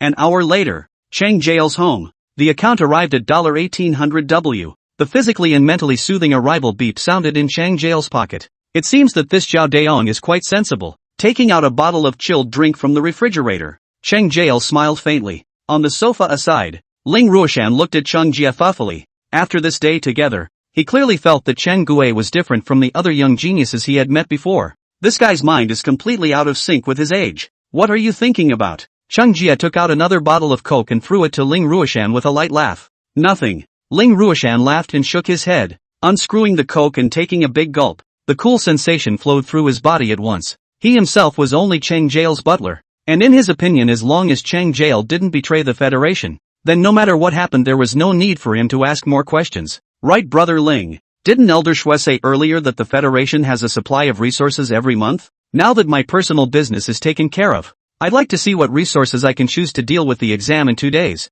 Hearing Cheng Jie's words, Ling Ruoshan opened a software similar to a grocery shopping app in his phone and handed it to Cheng Jie. Take your pick. There are a few points corresponding to each resource. Since you're new to the reserve section, you have 1,000 initial points. And then after that you'll only earn them by completing Federation missions or achieving certain accomplishments. Cheng Jie took the phone and first briefly browsed the resource page. Gradually Cheng Jie's expression changed from flatness to surprise and finally to disbelief. Currently the app only opens up the resources of the first order to itself. While not exactly rare, these resources that are sold for expensive prices out there are less than 10 points, compared to one's initial 1,000 points. What's the difference between that and taking resources at random? Is this what it's like to have your back against the wall? No wonder those geniuses grow so fast. With good talent and sufficient resources, as long as one puts in a little effort, one can leave behind ordinary awakened people by many streets. Choose randomly from here? Cheng Jie once again confirmed with Ling Ruoshan.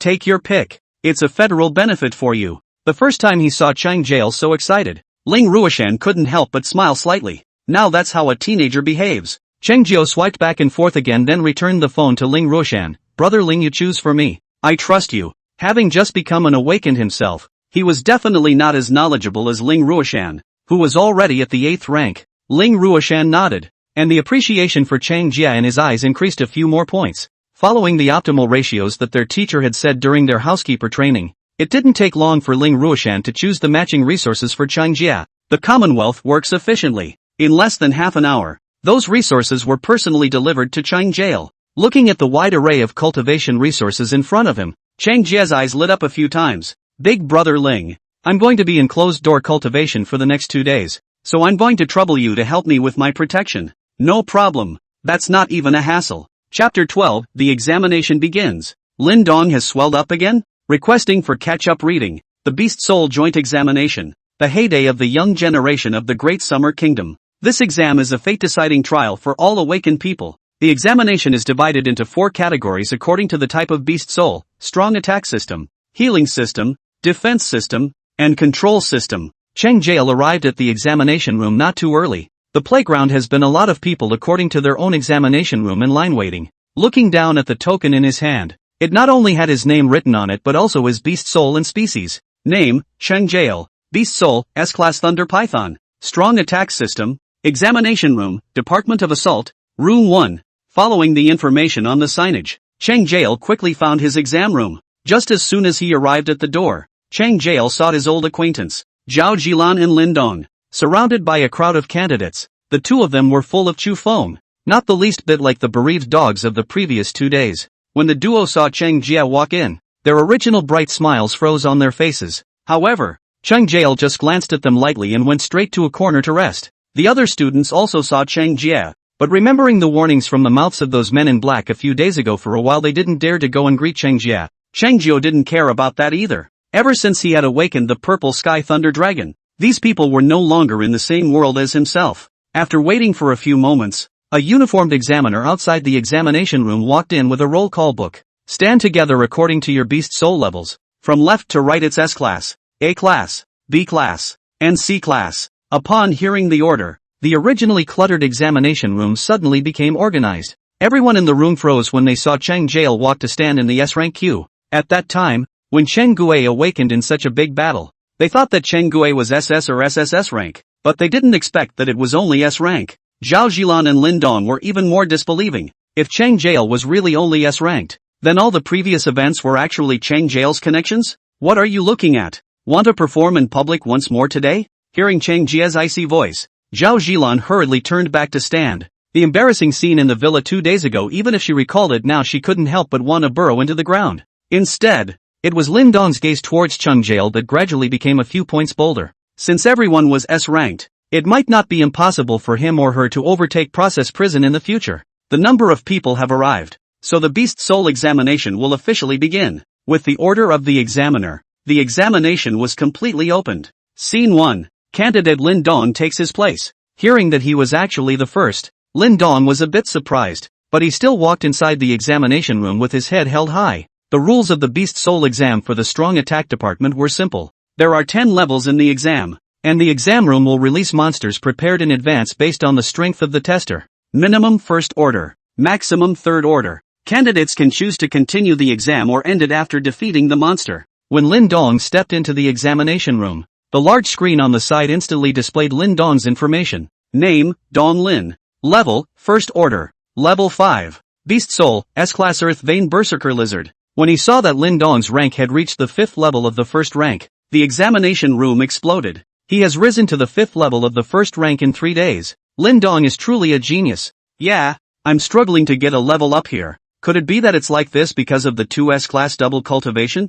I remember Cheng Jie said the Zhao Dame seems to have been developed or something? The exclamations coming from his ears made Lin Dong's battle spirit high. Ow! The iron gate across the exam room slowly opened, and a wolf whistle spread throughout the exam room. Immediately after that, a wolf-shaped monster about the size of a small car rushed out from inside that blackened iron door. Forest wolf. Judging by that size, it should be a second-order monster. To come up and challenge the second rank. The S-rank test is actually as terrifying as this. After all, people's physical fitness is twice that of ours, so it's normal to challenge the more powerful ones. Lin Dong inside the examination room had already completed his transformation at this moment. Seeing that Lin Dong had finished preparing, the examiner immediately issued the command for the examination to begin. As soon as the examiner's words fell, Lin Dong's entire body instantly moved. With a huge amount of power gathered in his hind legs, Lin Dong transformed into a black shadow and flashed in front of the forest wolf in just 2 breaths. Raising his arm, Lin Dong's right hand tensed up, and the brown light flashed. By the next second it actually turned into a large boulder fist.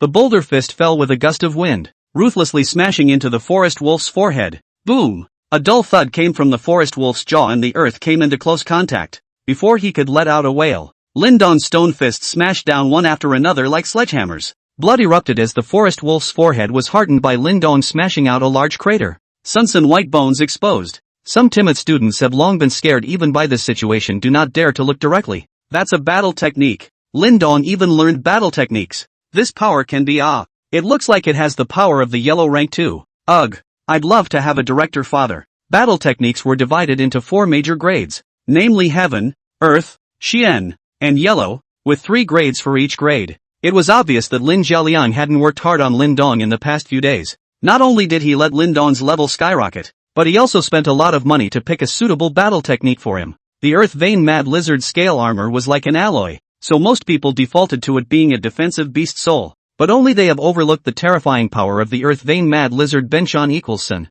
Under the same level, there were almost no creatures that could withstand his full force. The forest wolf in front of him was the same. And when Lin Dong stood up and retreated to his original position, the forest wolf on the ground had completely lost all breath. In the first session, candidate Lin Dong won. Will he continue to take the exam? Attend! Lin Dong stuck out that lizard tongue and made a face at Zhao Zilan in the audience, then calmly instructed the examiner. Candidates are confirmed. Next is the second exam. Inside the main control room, a group of people sat around a long table watching the real-time monitoring of each examination center on the screen. Zhuang Qiuying respectfully stood at one side carrying a kettle, always ready to refill the water for everyone at the table. Written on the table was the identity of each person. Some from the institution's admissions office, some from the military district. The annual Beast Soul examination is not only the concern of major colleges and universities, but also the concern of the military region. Sometimes when I meet a good talent, I will not hesitate to go out and compete with the major universities. At this moment, all the gazes of the crowd were gathered on the examination room screen of the Strong Attack Department. This kid is not bad. I feel that it suits our military region. In front of the table, a man in military uniform looked at Lin Dong, who was fighting the monster, and praised him. Good guy. Just came up to fix your military region. Commander Wei can't rob people like that, right? On the side, Su Jingdu from Jizhou University was not happy at once. Last year, he valued several seedlings was snatched by the military region. This year, he absolutely will not back down a bit. Yes, Commander Wei, whether it is suitable or not is still not up to the child. You don't need to internalize it here first. In the front row, Tang Honghua from Mordor University similarly helped out in a conspiratorial manner. We at Mordor University and Kyoto University haven't even spoken yet. I do think this child is suitable for us. Isn't that right, Tang Xian? Hearing Tang Honghua mention himself, Tang Xian however just smiled and didn't join in their argument. Just play with your cell phone. Seeing Tang Xian fiddling with his cell phone and not taking care of himself,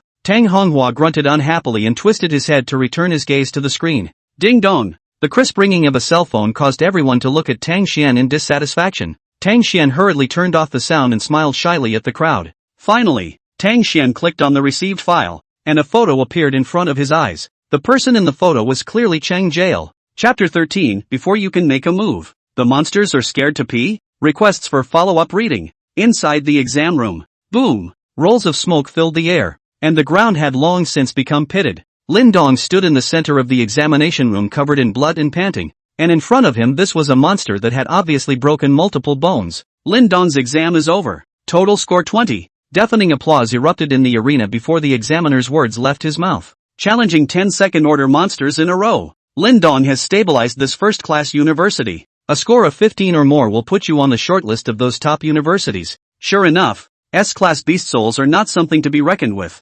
Hey, I can score 10 points. My dad would probably have a fit of joy. Zhao Zilan covered her mouth and looked at Lin Dong in the field with a face of adoration. Ever since Cheng Jie asked them to return the money, she has been struggling with her original decision. In hindsight, that seems like a good choice. Inside the general control room, the crowd was carefully looking at the information on Lin Dong in their hands. I've decided. We'll take this kid from the military region. Everyone give my old Wei a face to talk about anything in the future. Wei Fingjie dumped the information in his hands on the table, stood up and laughed at the group of school teachers. Chief Wei, it's not that we don't give you face. I think this kid might be more suitable for our Magic City University. Only among geniuses of his age can his potential be stimulated. Tang Honghua said lightly, as if there was no room for negotiation at all. It's true that enrollment at Mordor University hasn't been very good these past 2 years. Last year, Kyoto University suddenly hemorrhaged money and completely crushed their Mordor University. This year they have come prepared and will not hesitate to strike whenever they see a good seedling. Words can't be said like that. Wei Fingjie shook his head.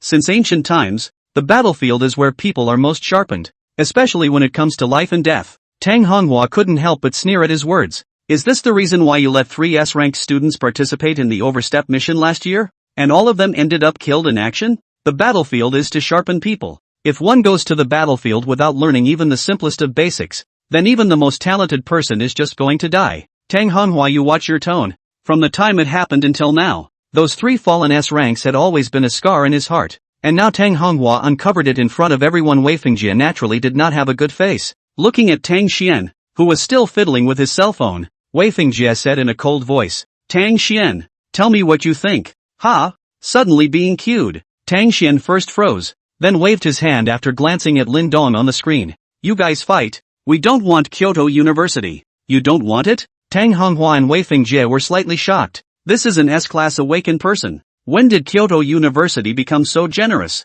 Are you really not afraid that this person will threaten their school at the academy competition a year from now? Are you sure? Wei Fingjie reconfirmed. Tang Xian turned his phone off and put it aside, smiling and nodding. Okay. Why? This is an S-ranked awakened. You didn't make a mistake, did you? Tang Honghua, who was at the side, hurriedly reminded. Tang Xian smiled faintly. Yes, I know. Our Kyoto University really won't compete with you this time. Alright, that's just one less competitor. Receiving a definite answer, Tang Honghua was obviously a few points happier. Come on, Mr. Tang, let's go meet this kid. Wei Fingjie was the first to lead his seat towards the door, followed closely by Tang Honghua. After the duo left, there were a few more representatives from a few more schools sparsely following. Although the probability of Lin Dong choosing them was not high, they always had to give it a go. Lin Dong in the examination room, holding his arms and gasping for breath, was enjoying the envious bragging of the candidates around him, when suddenly a group of people walked down from the other side of the stands and came in front of him.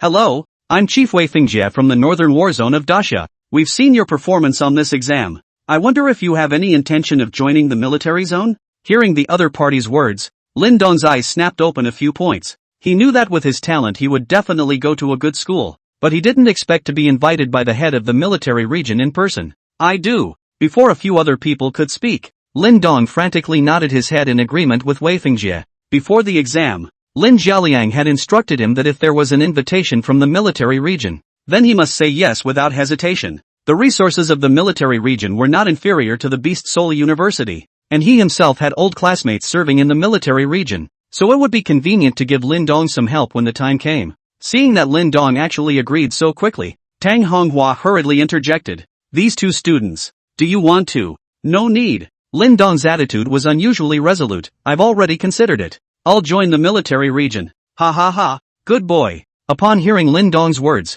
Wei Fingjie laughed out loud and looked somewhat triumphantly at the stunned Tang Honghua on the side. I didn't expect it to go so well. Then we'll go back first. Mr. Tang, handing Lin Dong a token representing a letter of acceptance from the military region. Wei Fingjie patted Lin Dong's shoulder with satisfaction and turned around to walk in the direction he came from. Tang Honghua looked helplessly at the equally excited Lin Dong and sighed as he followed. Only after a few people left did the examiner announce the start of the second exam. Scene 2. Candidate Cheng Jie in position. Hearing his name called, Cheng Jie smiled faintly and directly leapt from the stands into the examination room. As soon as he entered, Cheng Jie felt a warm energy sweep over him, and then his information appeared on the large screen. Name, Cheng Jie. Level, First Order. 7th grade. Beast Soul, S-Class Thunder Python. 7th level. 2 levels higher than Lin Dong. Sure enough, Cheng Jie is the true genius. No wonder he was so calm just now. I feel that Cheng Jie should have a higher grade than Lin Dong. Lin Dong, who was still in the midst of excitement,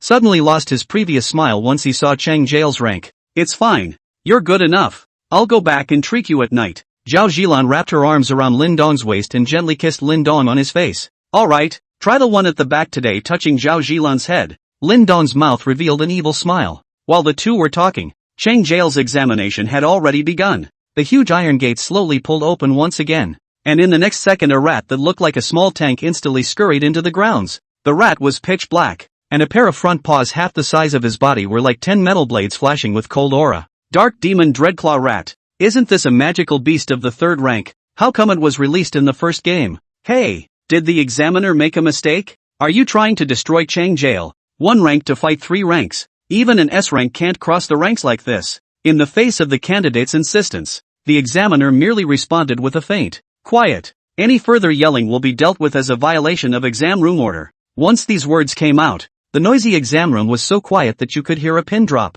Lin Dong held Zhao Zilan as the two of them looked at Cheng Jie with a cold smile. If Cheng Jie was killed today, then he could really wake up laughing in his dreams. The next second, though, his eyes widened. The imagined abuse did not occur. In the crowd's shocked gazes, the dark demon Dreadclaw rat that had been flaunting its might just now had actually curled up in the corner of the examination room. Underneath it, a large spread of yellow liquid was spreading rapidly. Chapter 14. No one before. The unmoved examiner requests for follow-up readings. What is this? This? If I'm not mistaken, this dark demon Dread Mouse is peeing? Why? Cheng Jie hasn't transformed or moved. How could this happen? The crowd of candidates in the audience looked at each other with their heads full of question marks. The examiner was also stunned in place by this scene, and did not know what to judge. Inside the general control room, a group of leaders had their jaws dropped even more. Something's not right. 15 out of 10 is not right. Wei Fingjie got up and stood in front of the screen, trying to see what was wrong with Cheng Jie.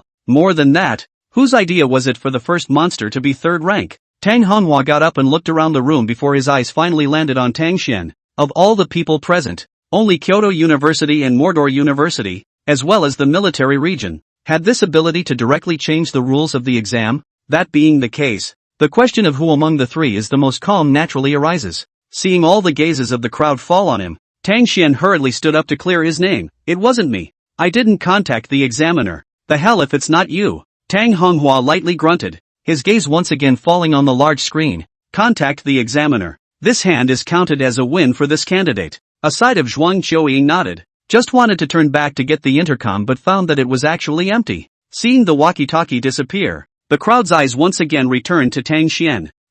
Principal Zhuang, you really are. How can you just throw such an important thing around? Luckily, I picked it up. Saying that, Tang Xian took the walkie-talkie out of his arms without blushing. Zhuang Qiuying opened her mouth to say something, but then held her words back when she saw Tang Xian's innocent look. But the crowd had seen what was going on. Tang Xian, you're suddenly making this scene. Do you know in advance that this brat has something over the top? Wei Fingjie opened his mouth and asked. Seeing Wei Fingjie questioning himself, Tang Xian immediately explained righteously. I don't know. This matter has nothing to do with me. Be careful, I'll sue you for slander. Anxious? Seeing Tang Xian such a reaction, Wei Fingjie smiled and continued to look at the big screen, did not continue to ask more questions. But compared to the crowd, the most adorable was Cheng Jie. At the moment, looking at the ass-kicking dark demon Dreadclaw rat, Cheng Jie was really a bit at a loss for words. I'm all set, and you're giving me the big one? He was just about to transform himself, and the dragon's might had only just leaked a little bit, not expecting that he would directly scare this normally extremely difficult to deal with dark demon Dreadclawed mouse.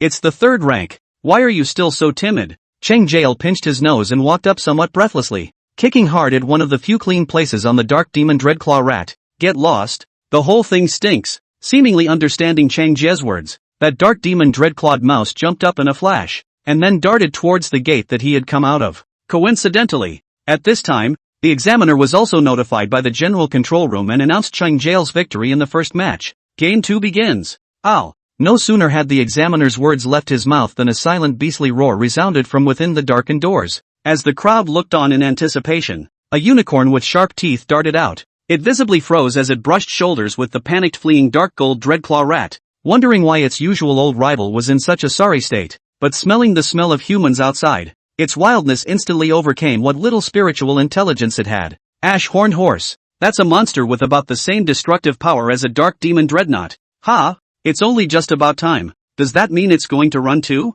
It is true that prophets are easily born when there are many people. The grey-horned horse had just entered the arena and was still thinking about how to attack the weak human in front of him to have a good meal. But when Cheng Jie transformed, it suddenly figured out why the dark demon Dreadclaw Mouse had fled in such a sorry state. The rolling dragon might was like a flood constantly washing over the body of the ash-horned horse, and an unprecedented sense of fear and oppression instantly made its head go up. In the next second, the grey-horned horse turned its head and ran away in front of everyone's astonished gazes, because he ran too hastily. He even ran headlong into that iron door. The powerful impact immediately shook the stands, and the grey-horned horse was even knocked out of his own eyes and fainted. No? When did the freshman exams not even be able to quell a third-order monster? Wei Fingjie looked at everything in the screen incredulously. What happened today was too much for his common sense. The people in the general control room all stood up at this moment. Anyone could see the unusualness in Cheng Jie. So, what monster will be sent on the next game? Tang Honghua looked at Tang Xian and then at Wei Fingjie, throwing out a question that everyone had thought of. The third-ranked monsters saw him as if he was a mouse seeing a cat. This primal suppression was just too severe. For a time, the entire general control room fell into silence, and no one knew how Cheng Jie's exam should go on. Wei Fingjie hesitated for a moment and said in a deep voice, 8 in one breath. I don't believe there isn't one that dares to fight. As soon as the words fell, Tang Honghua was the first to object. No way. In case something goes wrong, this kid's life will definitely be in jeopardy. He's only at the first rank. Yeah. This is an outrageous idea of yours. Head Wei. The teachers on the side also agreed with Tang Honghua. Panic what? Wei Fingjie got a bit of a headache from their chattering. I'll go to the scene to protect it. 8 third-order monsters are just that. It's 80 that I can keep him safe. I'll go with you. Tang Xian got up to follow Wei Fingjie's footsteps. Then I'll go too. Seeing that the duo's minds were made up, Tang Honghua could only follow helplessly. Ever since Fang Donglin was collected by Wei Fingjie, she made up her mind that she must rush to the first place to introduce herself next. The teachers from the other schools looked at each other and all got up to follow, leaving only Zhuang Qiuying standing in place somewhat confused. Rumble. The earth of the examination hall shook, and a running sound came from within the iron gates. Under everyone's eyes, which were somewhat numb with shock, the 8 monstrous beasts scrambled out. The leader of the group was a lion monster with a tank-like size. Just coming out of the iron gate, the blood-red eyes stared at Cheng Jie. Without the slightest hesitation, the male lion monster opened its bloody mouth and darted towards Cheng Jie. Seeing the monster attacking towards him, Cheng Jie was equally hot. He had been cultivating for so many days just for this battle, and he also wanted to test the results of his cultivation. Purple berserk thunder broke out of the body. Cheng Jie instantly completed the transformation like a divine arrow shot towards the lion. However, just as the two sides were about to collide, the originally ferocious lion suddenly looked flustered, and his 2 front paws viciously scratched the ground in an attempt to stop his forward posture. However, Cheng Jie did not intend to stay his hand, and he longed for a good fight after such a long time. Cheng Jie's fist blasted on the lion's large face. The violent power seemed to have finally found a vent. In an instant, thunder exploded. The true dragon roared, and endless thunder swept across the entire examination room. Boom! The male lion monster's huge body instantly flew backwards, and the powerful impact even sent the 7-headed monster behind it flying. Chapter 15 Institutions Go Crazy. Cheng Jie's condition, requesting follow-up readings. Purple thunder illuminated the entire examination room, and an electric snake climbed along the fence and even spread to the audience. What's going on here? My beast soul is trembling? Wei Fingjie was secretly shocked in his heart as he felt the trembling in his soul. It wasn't just him. The entire exam room felt the fear of their beast souls towards Cheng Jie. Cheng Jie, this is an S-ranked beast soul? When Lin Dong appeared just now, my beast soul clearly didn't react. Yeah.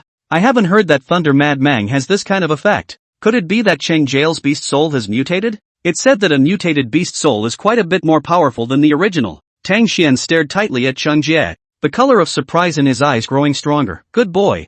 I didn't expect to be able to give me this kind of surprise. Tang Honghua heart shocked, and then immediately avoided Tang Xian, several people hiding aside to contact their own leaders. Such an amazing student, they were bound to get it from Mordor University. Inside the examination hall, the light of thunder gradually dissipated, and an aroma of roasted meat filled the air. The third-ranked male lion monster's face was scorched black at the moment, and there was no breath left. The few monsters behind it also had a burnt and bloody hole punched in their bodies from the splash damage of the purple heavenly lightning. Despite this, these savage monsters still just hid around the exam room, not even daring to look at Cheng Jie. The examiner looked at such a scene, the whole person sucked in a breath of cold air. After so many years of invigilating exams, this was the first time he had seen this bizarre scene. At this moment, Cheng Jie was like that king of monsters, his domineering kingly aura suppressing all beasts. Only after Tang Xian and the others signaled, did the examiner then slow down to announce the end of the Cheng prison exam. Cheng jail exam is over. Score 30 points.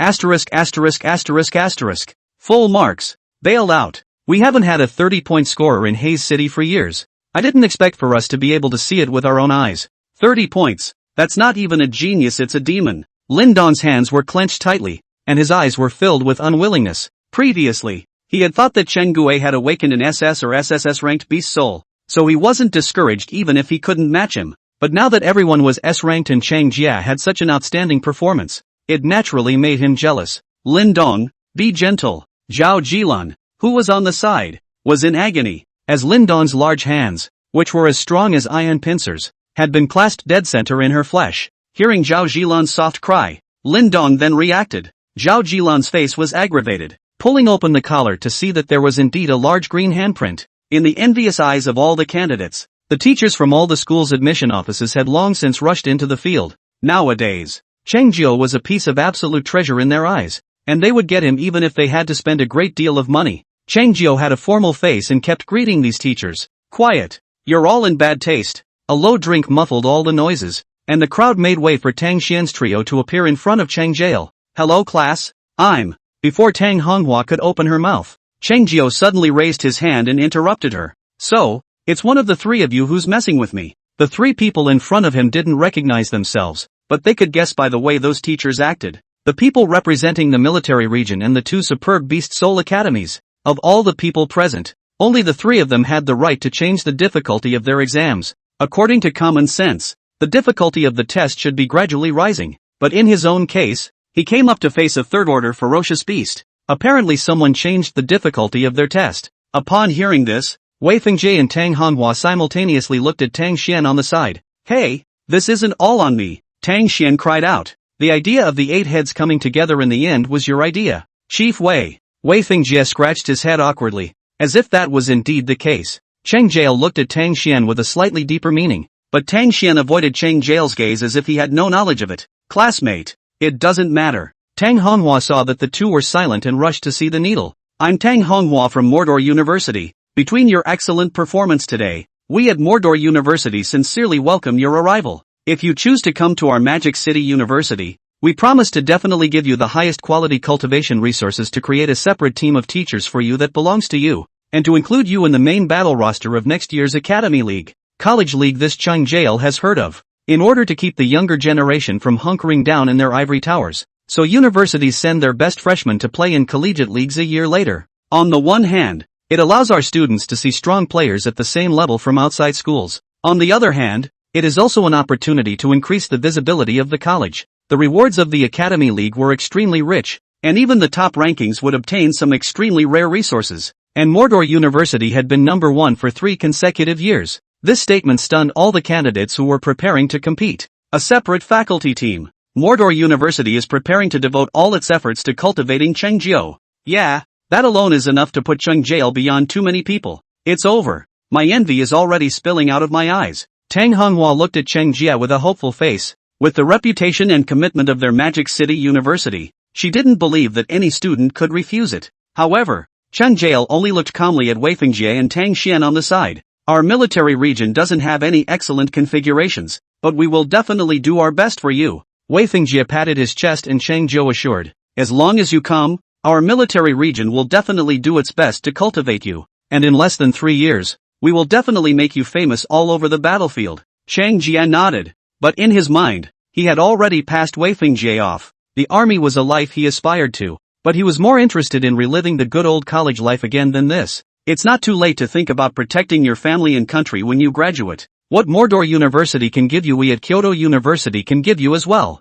Tang Xian smiled faintly, and it will create a complete set of Beast Soul soulware just for you after you enroll. Tang Xian, you cheated. Tang Honghua on the side was instantly anxious. They are good at everything at Mordor University, except for the forging of soul suits, which is not comparable to Kyoto University. But the forging of the beast soul suit is extremely difficult, and the resources that need to be consumed are extremely huge. Generally only that kind of national pillar-like existence has a complete set of beast soul suits. Everyone else basically just has a weapon or defense. Currently there were only 9 people in the entire Grand Xia who possessed the beast soul attire. And these 9 were likewise the 9 heavenly kings of the Grand Xia. If Kyoto University was willing to create a separate one for Cheng Jie, then there would be a 10th owner of the beast soulware in Xia. In the face of such a great temptation, Cheng Jie remained unchanged. I appreciate your kindness, but I'm a bit of a collector, and I like curiosities or awakening stones with the dragon's language. If any of you can come up with it, then I will definitely prioritize it.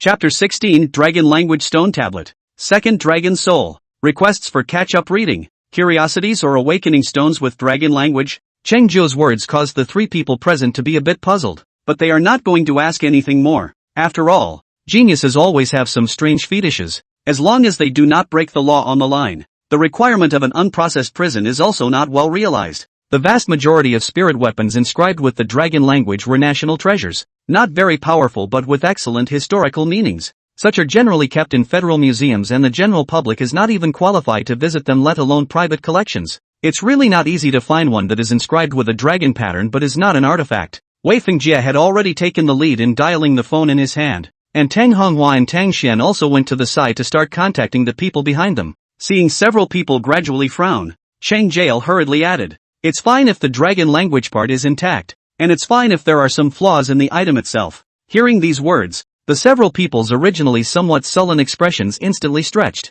Not long after, Tang Xian put down the phone with a smile on his face. Seeing that Wei Fengjie and Tang Honghua were still contacting each other, Tang Xian quietly walked up to Cheng Jie's side and whispered, "It can be. This SSS-ranked beast soul is truly extraordinary." Cheng Jie's heart was startled at his words, and his gaze toward Tang Xian instantly became a few points more wary. That day Shui Haifeng clearly said that the secrecy department had done its job. So how did Tang Xian know about his situation? Seeing Cheng Jie pull away from himself, Tang Xian smiled and followed. "Like you and Yi Qingyi who went to pick you up. I'm from the first reserve section of the Federation." To prove his identity, Tang Xian also touched his monster ball from his arms. "Don't worry, your identity is really unknown to others. How about it? Are you interested in coming to your senior brother's place? Our Kyoto University is in the capital city. It's good to have the Federation at your back." Seeing Tang Xian's demeanor, Cheng Jie only slightly lowered his suspicion of him.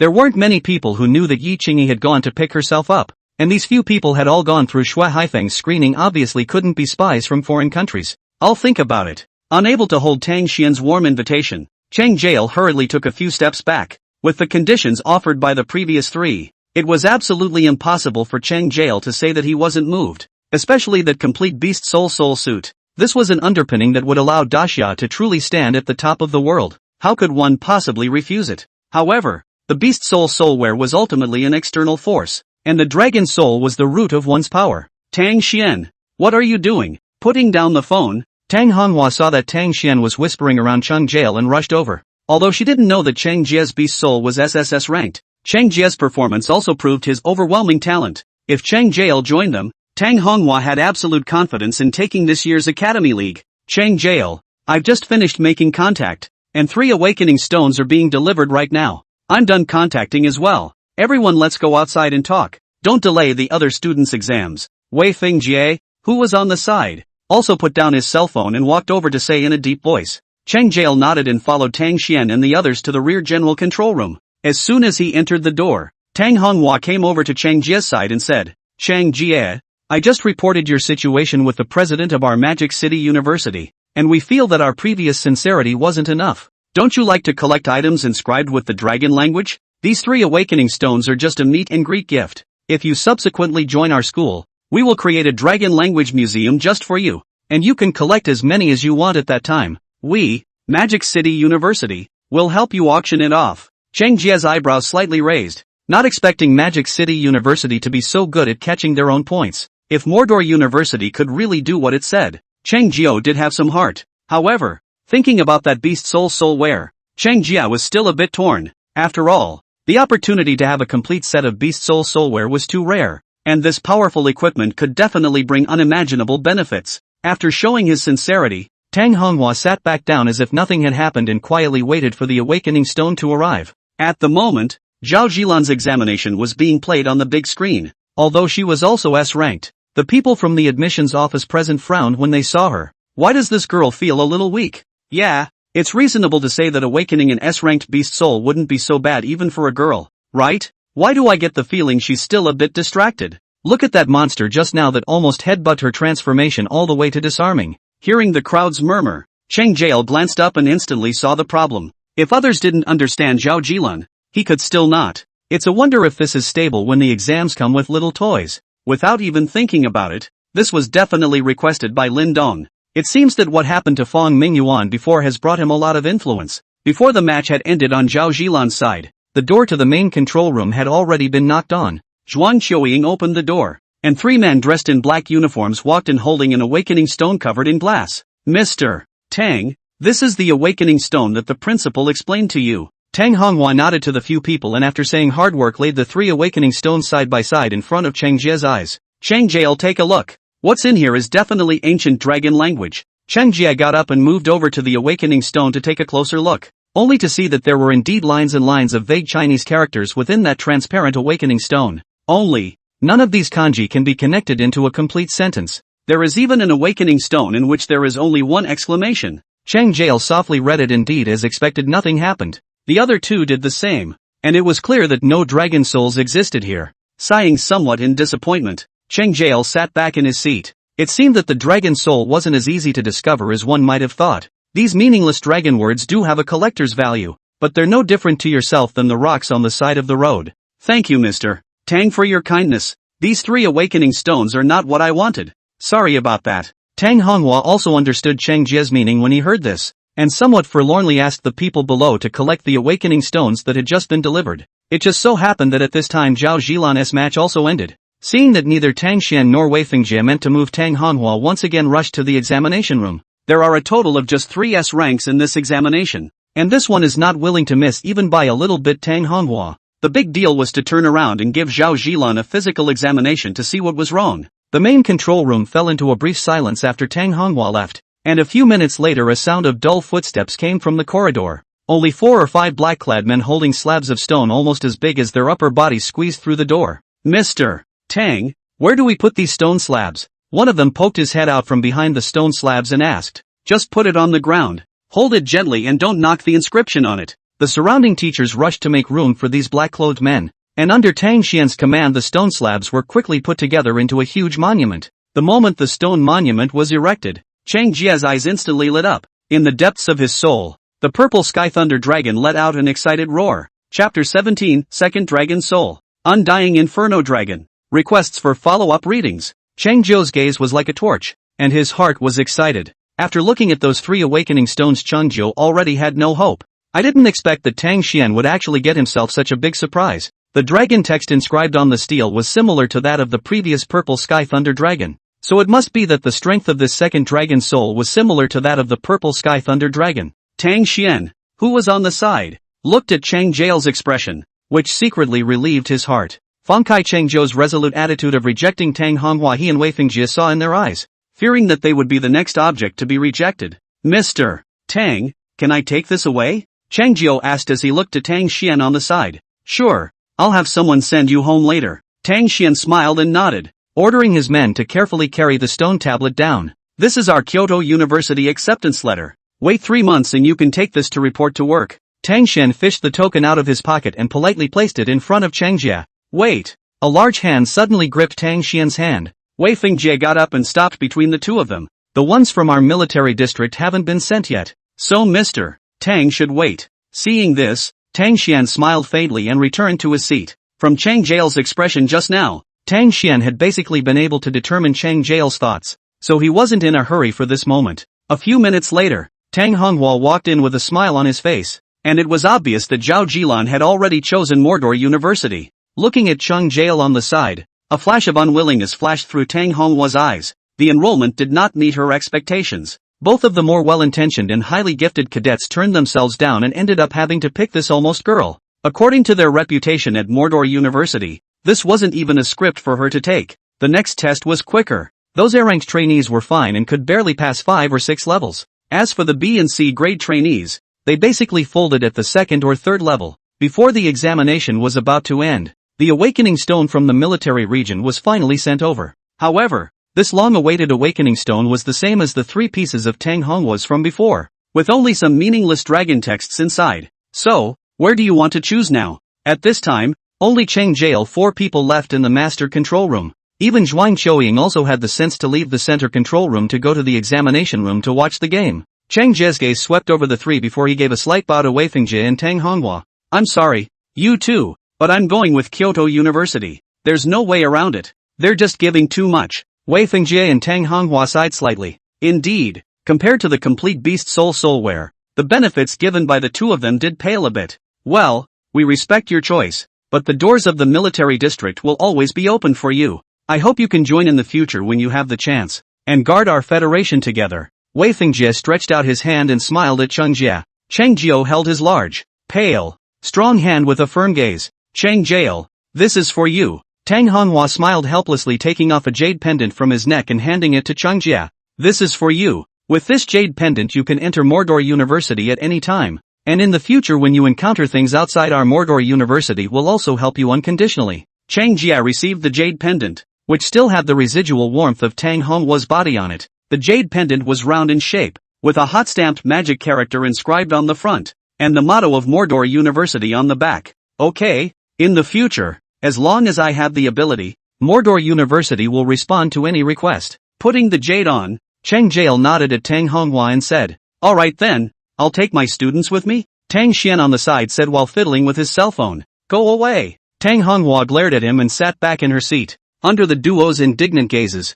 Tang Xian left the main control room with Cheng Jie. Outside the exam room, Tang Xian threw out his elf ball. Mr. Tang, is this the monster you took in? On the open space in front of the 2, a pink monster that was only leg and stomach high, with 6 small wings on its body and no eyes shaped like a pig appeared in front of Cheng Jie's eyes. Yeah, don't underestimate it, it's awesome. Tang Xian nodded proudly. But can this little guy really carry us both? Cheng Jie thought for half a day but couldn't figure out how this little guy could be a mount for the duo. Of course, think of your home position and touch its head. Tang Xian smiled faintly and commanded Cheng Jie. At those words, Cheng Jie bent down and gently touched his hand to the head of the monster according to Tang Xian's words. Woo! The gargoyle let out a soft chirp, and a beam of silver light blossomed from its head. Under Cheng Jie's shocked gaze, a silver vortex appeared in front of the duo. This is? Cheng Jie pointed at the vortex with some confusion. Spatial teleportation. Believe it this time? Tang Xian laughed out loud and took the lead in stepping into that vortex. Seeing this, Cheng Jie also stepped in right after him. Cheng Jie only felt a soft power wrapped around his body, and then a silver light flashed before his eyes, and when he opened his eyes again, he had already appeared outside the door of his house. Awesome! Opening the door to his room, Cheng Jie looked at Tang Xian outside the door and held it for a long time before summarily complimenting him. It's okay, just second in the world. Tang Xian smiled faintly and walked directly into the room without being polite to Cheng Jie. Behind him, a group of black-robed men came in panting, carrying heavy stone slabs. Okay, thank you Mr. Tang, I'll see you in 3 months then. Placing the stone tablet in place, Cheng Jie thanked Tang Xian. Good, looking forward to you in 3 months. Don't be missing any arms or legs. What? Tang Xian's words caused Cheng Jie to be a bit confused. Tang Xian didn't explain, and with a wave of his hand he instantly disappeared under Cheng Jie's watchful eye. This time, he was the only one left in the house, and only then did Cheng Jie survey the stone tablet again. Cheng Jie, I'm back. A figure leapt in from outside the window, and it was none other than Ling Ruoshan who was secretly protecting Cheng Jie. Aha! You're back just in time to see if it does you any good to be around me in a little while. Ha! Ling Ruoshan somewhat didn't understand what Cheng Jie meant, but he still stood honestly, caressing the dragon text on the stone tablet. Cheng Jie could feel the impatience of the purple heavenly thunder dragon in his soul. It's the kind of excitement a wandering wanderer gets when he sees someone from his hometown. Suppressing the excitement in his heart, Cheng Jie lightly supported the stone monument and drank in a deep voice. Endless abyss. Lava flows. Chaos in the beginning. Imperishable inflammation is born. The dragon's shadow in the fire. Burning the sky. Heaven and earth are the bones. Divine flames are the tendons. The fire domain appears. The divine dragon is born. Awaken. Undying inferno dragon. Boom. The recently repaired stone monument instantly shattered, and a golden light appeared out of nowhere in front of Cheng Jie's 2 eyes. That golden light gradually brightened, and a pale golden flame condensed in the air.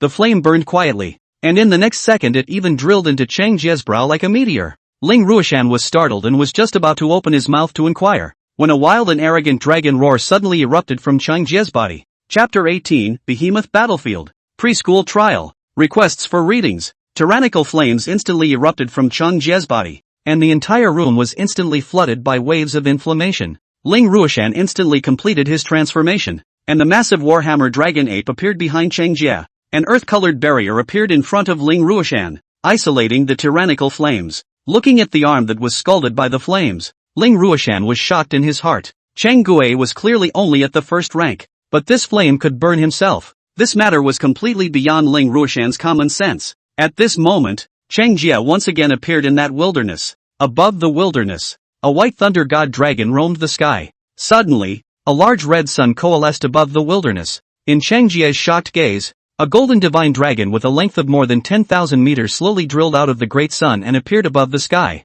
The divine dragon hovered, its golden scales clearly visible, its whiskers burning with flames hanging slightly, a golden flaming inflammatory cloud encircling the divine dragon's circumference, its golden light illuminating the earth. A terrifying dragon might that was as hot as the blazing sun and as thick as a mountain swept across the entire wilderness in an instant. Sensing his companion's aura, the purple heavenly divine dragon raised its head to the sky, and lavender thunder covered the entire expanse of the universe. Flames and thunder intertwined, and a picture of extinction, thunder and fire was reflected in front of Cheng Jie's eyes. The golden divine dragon's gaze swept towards Cheng Jie as its massive head slowly opened. A suction force descended on Cheng Jie's body, and his figure instantly transformed into a stream of light that was sucked into the mouth of the golden divine dragon. In the next second, Cheng Jie's consciousness returned to his body once again. Reddish golden dragon scales drilled out from within his skin, and golden flame clouds condensed to wrap around Cheng Jie's back like a belt. Cheng Jie's tightly closed eyes slowly opened, and the vast dragon might swept out like waves.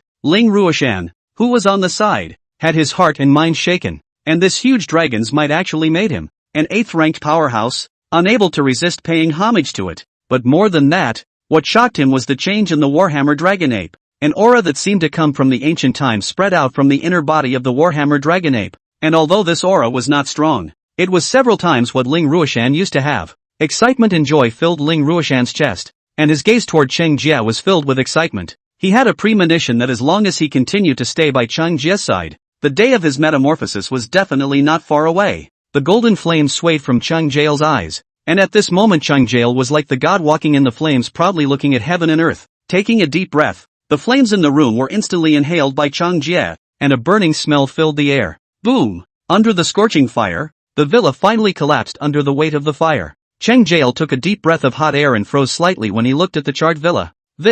Looking at Ling Ruoshan, who also had a face like a pot in front of him, Cheng Jie smiled shyly. It's okay, Wakayama. We have other places to stay. Ling Ruoshan smiled and nodded. Not to mention living in a villa. Even if he follows Cheng Jie to live in the street and sleep in the park, he is also willing. It's alright, Cheng Jie. I've already found the place. Wiping a handful of ash from his face, Ling Ruoshan said with a smile. The ring in his hand then flashed, and a letter appeared in front of Cheng Jie. This is? Cheng Jie accepted the envelope with some confusion. This is a task that Elder Shui gave you and asked me to pass it on to you. Ling Ruoshan explained. This way of sending out missions is too ancient. Seeing that it was a mission from the reserve section, Cheng Jie couldn't help but spit out. Ling Ruoshan smiled. It can't be helped. Elder Shui just likes this ancient way. Cheng Jie nodded and opened the envelope. Congratulations on the completion of your mission. The second mission will be released next. You have 3 months before school starts, during which time you need to join the military behemoth battlefield and reach the Centurion achievement after 3 months. The rewards for the assessment mission have been issued, and I look forward to your performance. Shui Haifeng. Looking at the brief contents of the letter, Cheng Jie smiled faintly. If memory serves, the behemoth battlefield was exactly what Weifeng Jie was in charge of. I didn't realize that I was going to work under someone's hand after I just turned them down. Okay, then go take a shower and go. Since the mission had already been released, then Cheng Jie didn't want to procrastinate. And it's a reward from the Federation for you, said Ling Ruoshan as he handed Cheng Jie a ring. Cheng Jie nodded, and his mind briefly checked it out. The ring was piled high with cultivation resources, and it looked like it was enough for him to break through to the second stage. Since everything was burned, Cheng Jie didn't have to clean up. Ling Ruoshan and Ling Ruoshan rushed towards the behemoth battlefield after taking a comfortable bath and enjoying the services of the technician sister. The behemoth battlefield was located in the Chuanzhou province of the Dasha Federation. The climate there is favorable, and it is the place with the most monsters within the Great Summer. The flight speed of the underlight plumed serpent was extremely fast, and the duo had already arrived at the border fortress before it was even dark. The scale of the Chuanzhou fortress is not as large as imagined, and Cheng Jie just came in and thought he had arrived at some mountain fortress. The duo showed their credentials along the way and soon found Wei Fengjie, who was staring at the map in his office, under the guidance of the guards. Seeing Cheng Jie again, Wei Fengjie was a bit surprised. He had just returned to the fortress on the front foot, but he didn't expect Cheng Jie to arrive on the back foot. However, at this point, Wei Fengjie already knew about Cheng Jie's situation and understood why Cheng Jie was so contrary. Your kid is actually an SSS grade dragon beast soul, hiding deep enough. No wonder those monsters were scared less when they saw you. Wei Fengjie leaned back on his office chair, took out a bottle of white wine from within the drawer, and laughed at Cheng Jie while drinking it. The white wine is not low degree. Just open, the rich wine aroma will be wafted throughout the house. I'm probably aware of your situation, and I'll be training you rigorously for the next 3 months. After all, you're also considered a member of my military region,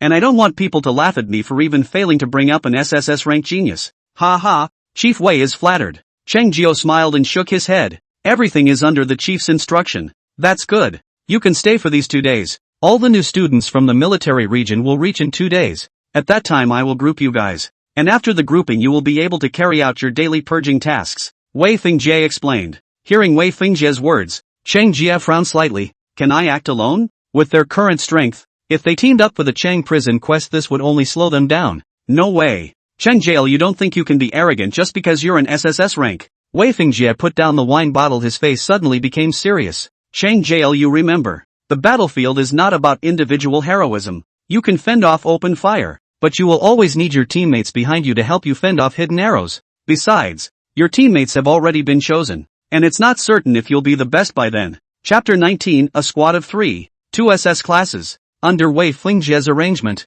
Cheng Jie successfully became a member of the boot camp. Inside the recruit's dormitory, since he hadn't officially reported yet, there was currently only one person in the entire boot camp, Cheng Jie. Putting away the living equipment issued by the instructor, Cheng Jie got up and headed to the cultivation room in the military area. The cultivation room in the military area was huge, taking up almost a large portion of the entire cottage. Cheng Jie randomly picked an unoccupied room and walked in, laying out the cultivation supplies he needed to use. He was going to spend the next 2 days here himself. 2 days later, the originally solemn military region of Chuanzhou province ushered in a long-lost youthful atmosphere. Nearly 100 young boys and girls in recruit uniforms with excitement and curiosity in the instructor-led orderly went into the barracks area. Looking at these vibrant faces, even the faces of the soldiers holding out on the mountain fortress involuntarily overflowed with smiles. With so many newcomers joining the team this year, the military district could be upgraded another notch. Lin Dong walked in the group surrounded by a group of young girls. As one of the few awakened who possessed an S-rank beast soul here, coupled with his already somewhat handsome appearance, instantly gave enough security to some girls who were apprehensive in their hearts. Brother Lin Dong, you have to protect us when we get to the battlefield. Yeah, the battlefield is so dangerous. Surely you'll take care of us, right? Brother Lin Dong will have to pick me when we team up later. Enjoying the light fragrance from the crowd of young girls, Lin Dong's face was filled with smiles. These youthful girls are much better than that already played out Zhao Zhilan. And after experiencing what happened to Fong Mingyuan, he didn't believe that Zhao Zhilan would honestly stay in Mordor University. While the crowd was frolicking, a dark-skinned, serious-faced instructor had walked to the podium at the very front. All of you, stand at attention 1 meter apart. A low, grandiose voice resounded over the military area, immediately drowning out the playful sounds below. Seeing the gradual silence below, until there was no sound at all, that geopipe spoke up. Good morning everyone, my name is Xiang Guanyang, and I will be your training instructor from today. To be honest, I'm disappointed to see you guys today. You may be Grand Dukes at home, and you may have people spoiling you on weekdays, Missy, but this is a barracks, not a school. No one will spoil you. With such disorganization, how can we be cooperative in the face of monsters? Some of you are here to serve the Federation, and some of you are here with the intention of gilding the lily, but as long as your feet are in here you will obey the rules of the barracks. This is the first and last time. I don't want to see today's scene in the future. The loud voice calmed people's hearts and immediately suppressed the restless hearts of these young boys and girls. Just as everyone stood and waited for the instructor to speak, A flustered figure ran out from behind the podium. "How do you tie this belt?" Cheng Jie was sweating profusely, running and straightening the belt of his uniform. He had been in seclusion in the cultivation room for the past 2 days. The resources given by the Federation caused the spiritual energy in his body to climb rapidly, and that thrill of increased strength even made him forget about time. It wasn't until just now that Ling Ruoshan took half a day's effort to find him, and that's when Cheng Jie realized that 2 days had already passed. It was with great difficulty that he straightened his clothes, and only then did Cheng Jie see that the entire practice field was staring at him. Here's another one who doesn't know where he's gone to play. Light laughter came from Cheng Jie, and when Cheng Jie turned back his head, he met Xiang Guanyang's angry eyes. Smiling somewhat apologetically, Cheng Jie hurried to the end of the line. "Cheng Jie? Why is he here?" Looking at Cheng Jie, who was looking at the sky behind the group, Lin Dong's heart was filled with doubts. On the way here, the instructor who led the way clearly said that Haze City is clearly only one person.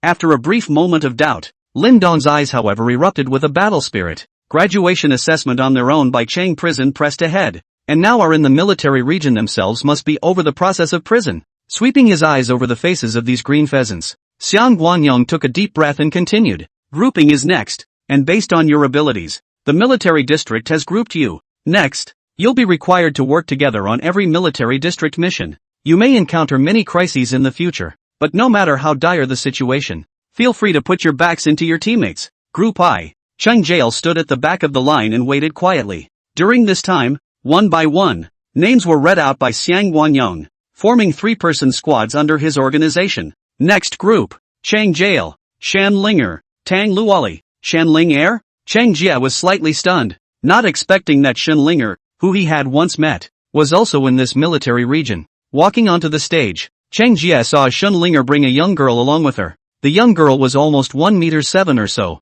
with a fair complexion and a head of short black hair, which looked very valiant when paired with the unique military uniform of the Dasha Federation. "Cheng Jie, hello again." As soon as she came up, Shan Linger greeted Cheng Jie warmly. After a few days of not seeing her, the aura on Shan Linger's body had obviously strengthened a few points, and Cheng Jie even vaguely felt that it wasn't much worse than his own. "Hello, please look after me from now on." After greeting Shan Linger, Cheng Jie extended his hand in a friendly manner to Tang Luoli on the side. "Tang Luoli." Tang Luoli nodded and held Cheng Jie's hand. Cheng Jie only felt Tang Luoli's small hand was cold, as if she was holding an ice cube. Without feeling much, Cheng Jie withdrew his hand and stood on the other side at the instructor's gesture. The grouping lasted all morning. Standing in military posture all the time was not difficult for the awakened, but standing all the time and not being able to speak was somewhat difficult for these recent graduates. It wasn't until the sun was up that the instructor led the crowd in an orderly fashion to the cafeteria. The cafeteria in the military district was much more sumptuous than the schools.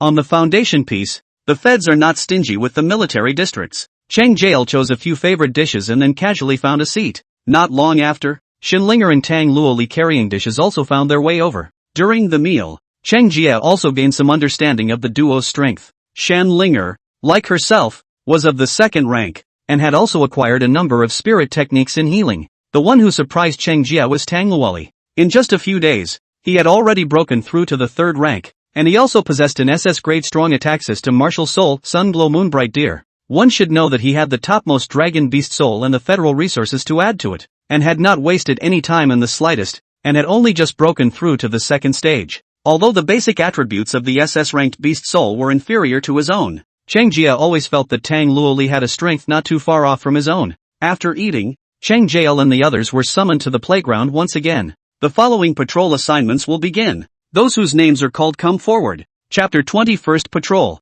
There's no monsters here either. Requesting data. As Xiang Guanyang shouted, a group of young boys and girls walked onto the stage. Lin Dong was also on the list, and when he walked onto the stage he saw Cheng Jie on the stage at a glance. But seeing that Cheng Jie was just chatting with the 2 girls next to him, Lin Dong's face darkened a few points. "Lin Dong, is that the opponent you said was your equal?" A tall young girl on the side followed Lin Dong's gaze and softly inquired. Teenage girl in a military uniform. A head of black hair such as waterfall caressing over the shoulders without the slightest soldier should have the masculinity, but through a different kind of charming. Lin Dong snorted coldly and gently nodded. "That's him. Before he was just a bit more lucky, but here he relies on strength. Then I'll have to see what this guy is capable of when the time comes," said the young girl as she gently licked the corners of her pink mouth. "Lu Yuyen, this is a military camp. Don't mess around." A teenager with a somewhat sickly white face off to the side warned softly. The young girl's eyes tilted as she sniffed, and the corners of her mouth rose in a light smile. What are you afraid of? We are all S-class. Even if we really do something out of the ordinary, I don't believe the Federation will severely punish us. It's you, Guo Xiaojie. We're teammates now. Put that bad taste of yours away. How could I have any bad taste? Guo Xiaojie smiled lightly. You've said you're teammates, so be generous. Big deal. Lin Dong and I will do more of the dirty work in the future. Lin Dong looked at the bickering duo and once again looked at Cheng Jie with an icy gaze. It seems to be an intentional move on the part of the coalition to try to get these to compete internally, so the teammates assigned to them are all S-ranked as well. But Guo Xiaojie and Lu Yuyan beside themselves were both from the 3rd middle school of Green Origin City, and the ones that were awakened were both S-class beast souls as well. Lu Yuyan's beast soul was an S-ranked spectral Xian cat, which was a strong attacking class just like herself. Guo Xiaojie's beast soul hadn't been seen by himself, and it was said to be a new control system S-rank beast soul, named by himself as the octagonal parasite bug. Cheng Jie, why does that guy keep looking at you? Cheng Jie, who was laughing and joking with Tang Luoli, heard Shen Linger call out to her, and looked in the direction of her finger just in time to meet Lin Dong's gaze that was provoking him. There's no need to take a ride. Just a self-righteous jumper. Cheng Jie shook his head and continued to talk to Tang Luoli on the side about the topic just now. Seeing Cheng Jie ignoring him, the anger in Lin Dong's heart was instantly ignited. But this was obviously not the time to have a seizure. He had just arrived in the military district and it wasn't the right time to be mad. When he had established himself in battle, he would make sure to show Cheng Jie who was the real genius then. All of them. Xiang Guanyong pulled the attention of Lin Dong's few people back with a loud shout. From today onwards, you 5 squads take turns to be responsible for patrolling the southern part of the military area, and clean up the monsters directly when you meet them. This is a recorder that can detect the level of the monsters, and it will also record the battle merit of the monsters that you kill. But be sure to pay attention to your own safety. Do what you can, and remember to report if anything happens. Hear me clearly. Clear. Hearing the loud and clear shouts of the crowd, Xiang Guanyong nodded in satisfaction, then took out a tactical goggle-like device from a large box on the side and handed it to these recruits one by one. After knowing a bit more about how to use the tactical goggles, Xiang Guanyong ordered one of the instructors on the side to take Lin Dong and the others out. The efficiency of the military region was indeed high. Such a large scale of recruits had already been assigned by Xiang Guanyong in just less than half an hour. The 3 Cheng Jies were assigned to patrol duties in the eastern part of the war zone. It's directly in front of the forest, the area with the most monsters. The other areas were mostly low-level monsters with strengths around the 2nd rank. But the eastern part of the military region was different. Here the 4th and 5th order monsters were very common. And if one was unlucky there were even 9th order monsters that came out conveniently. In the words of Xiang Guanyong, run when you can when you meet a monster, because you never know if there is a pack behind that one monster. Cheng Jie seriously suspected that this was a special arrangement by Wei Fingjie for himself and the others. This is because the 3 of them are involved in patrols with veterans, rather than rotating like other recruits. But for that, Cheng Jie was not annoyed. Staying in a comfort zone like Lin Dong and the others would not make you stronger. And what one wanted now was to be constantly challenged.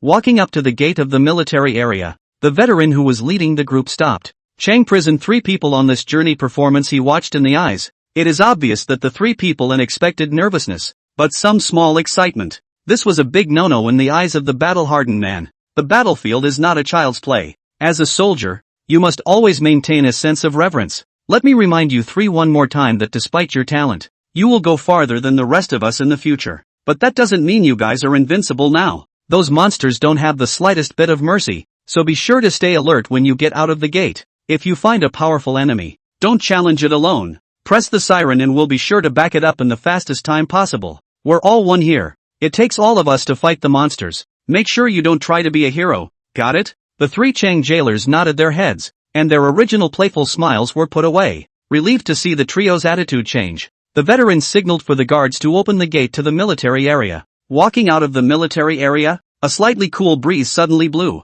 Moving forward along the patrol path, the 3 soon reached the depths of the forest. The forest was very silent. Except for the sound of the trio's footsteps, only the occasional sound of the wind remained. It's not much of a monster, is it? After walking for a whole hour, Shen Linger muttered with some boredom. Yeah, where are the monsters? Didn't the instructor say that there are a lot of monsters here, and that it's very likely that we'll run into them when we first enter the forest? But we've been walking for an hour, not to mention the monsters, and we haven't seen any ordinary animals. Tang Luoli was also a bit dissatisfied and spat out. In order to stimulate competition among these recruits, The military district also set up a list according to the military merits gained from killing monsters as well. The rewards for the list were very generous, and it was clear that the military region attached great importance to these recruits this time. Many of the veterans had some acid in their hearts. Tang Luoli took out her cell phone and looked at it. There were already quite a few people on the list, and her squad's points were still 0. Hearing the two women's tirades, Cheng Jie scratched his head in some embarrassment. The three of them had already transformed when they came in to deal with the possibility of a fight at any moment, and the dragon's power after his own transformation had apparently scared off the weaker monsters. This has led to a few people who are clearly very strong, but have been at the bottom of the table in terms of points. Is our aura too strong when we transform? Why don't we just have one of us transform so that the other two can save their energy as well? Tang Luoli suddenly suggested. No need. We should have met our match. Cheng Jie shook his head, his battle intent slowly rising in his gaze. With a perception that far surpassed that of the two women, Cheng Jie could clearly sense a powerful presence darting towards the three of them. Chapter 22 Battle 4th Order. Thunder Inferno Dragon Mode. Requesting readings. What? Where? Tang Luoli's beautiful eyes instantly changed as she looked around vigilantly. Shenlinger also jumped down from the rock and stood behind Cheng Jie and Tang Luoli. As a healing beast soul, she had very few means of attack and needed the protection of the duo. Dang! Dang! Dang! The sound of heavy footsteps rapidly approached, and Cheng Jie's gaze was dead set on the woods ahead. Coming! Before the words left his mouth, a behemoth rushed out of the jungle and appeared in front of the trio. It was a leopard-shaped monster nearly 10 meters tall, with markings all over its body like countless magic eyes daunting. Demon-eyes thousand-striped leopard. Shenlinger, who was a schoolteacher, recognized the monster in front of her at a glance. This aura. Mid-4th rank. Tang Luoli was slightly startled, not expecting the trio's first opponent to be such a powerful beast. Cheng Jie nodded, his body's battle spirit surging against the wind. Monsters of this level were enough to be their own opponents. A bit interesting, to not be afraid of the dragon's might on me, instead daring to kill alone. Faint purple thunder jumped on the white dragon scales, and faint sounds of a dragon's roar came from Cheng Jie's body. In the next second, Cheng Jie instantly disappeared into a purple lightning bolt. Roar! The wild roar of the beast shook the forest, and the ferociousness in the gaze of the devil-eyes thousand-striped leopard was revealed. Cheng Gui's extremely fast speed was caught in his eyes, and the moment Cheng Gui approached, the huge beast's claws cut through the air and slammed down. Boom! The ground shuddered and a clear scratch appeared. Cheng Jie's figure, however, appeared like a ghost in the sky above the demon-eyes thousand-striped leopard, inhaling a sharp breath, followed by a thunderous roar that came out of his mouth. The roar of the thunder dragon. Berserk torrents of thunder and lightning fell like pillars of heaven, thunder bursting and purple light flashing throughout the forest. In the face of this raging thunder, the demonic eyes on the demon-eyes thousand-striped leopard suddenly turned blood red, and with a large mouth, a dark demonic energy spit blasted against the thunder. Boom! A berserk energy exploded from the middle of the two of them, and the powerful impact immediately lifted up the surrounding roots of grass and trees. Tang Luoli protected Shenlinger behind her and quietly watched Cheng Jie. It wasn't that she waited for the K-heads, but because it was a Cheng Jie fight. It's trust and respect among the strong. Boo! Cheng Jie's body flew out backwards, smashing through several large trees before landing on the ground. 4th order. Still strong. Wiping a handful of blood from the corner of his mouth, Cheng Jie stood up slowly with a stern gaze. Although he didn't take advantage of Bo himself, but with the strength of the early 2nd rank against the middle of the 4th rank, this alone was enough to make people's jaws drop in shock. Seeing that Cheng Jie was not in any serious trouble, the devil-eyes thousand-striped leopard instantly rolled up a fierce wind and chased towards Cheng Jie. The party's battle had simultaneously galvanized its wild nature. As the top existence among the monsters in this area, it would not allow a human to spread wildness in its territory. While looking at the rapidly approaching demon-eyes thousand-striped leopard, Cheng Jie closed his eyes. Tang Luoli frowned slightly as a bright moon gradually condensed behind her. If Cheng Jie really couldn't resist, she would definitely be the first to help. Cheng Jie, be careful, Shenlinger behind her anxiously warned. Right at the moment the demon-eyes thousand-striped leopard approached, Cheng Jie's eyes snapped open.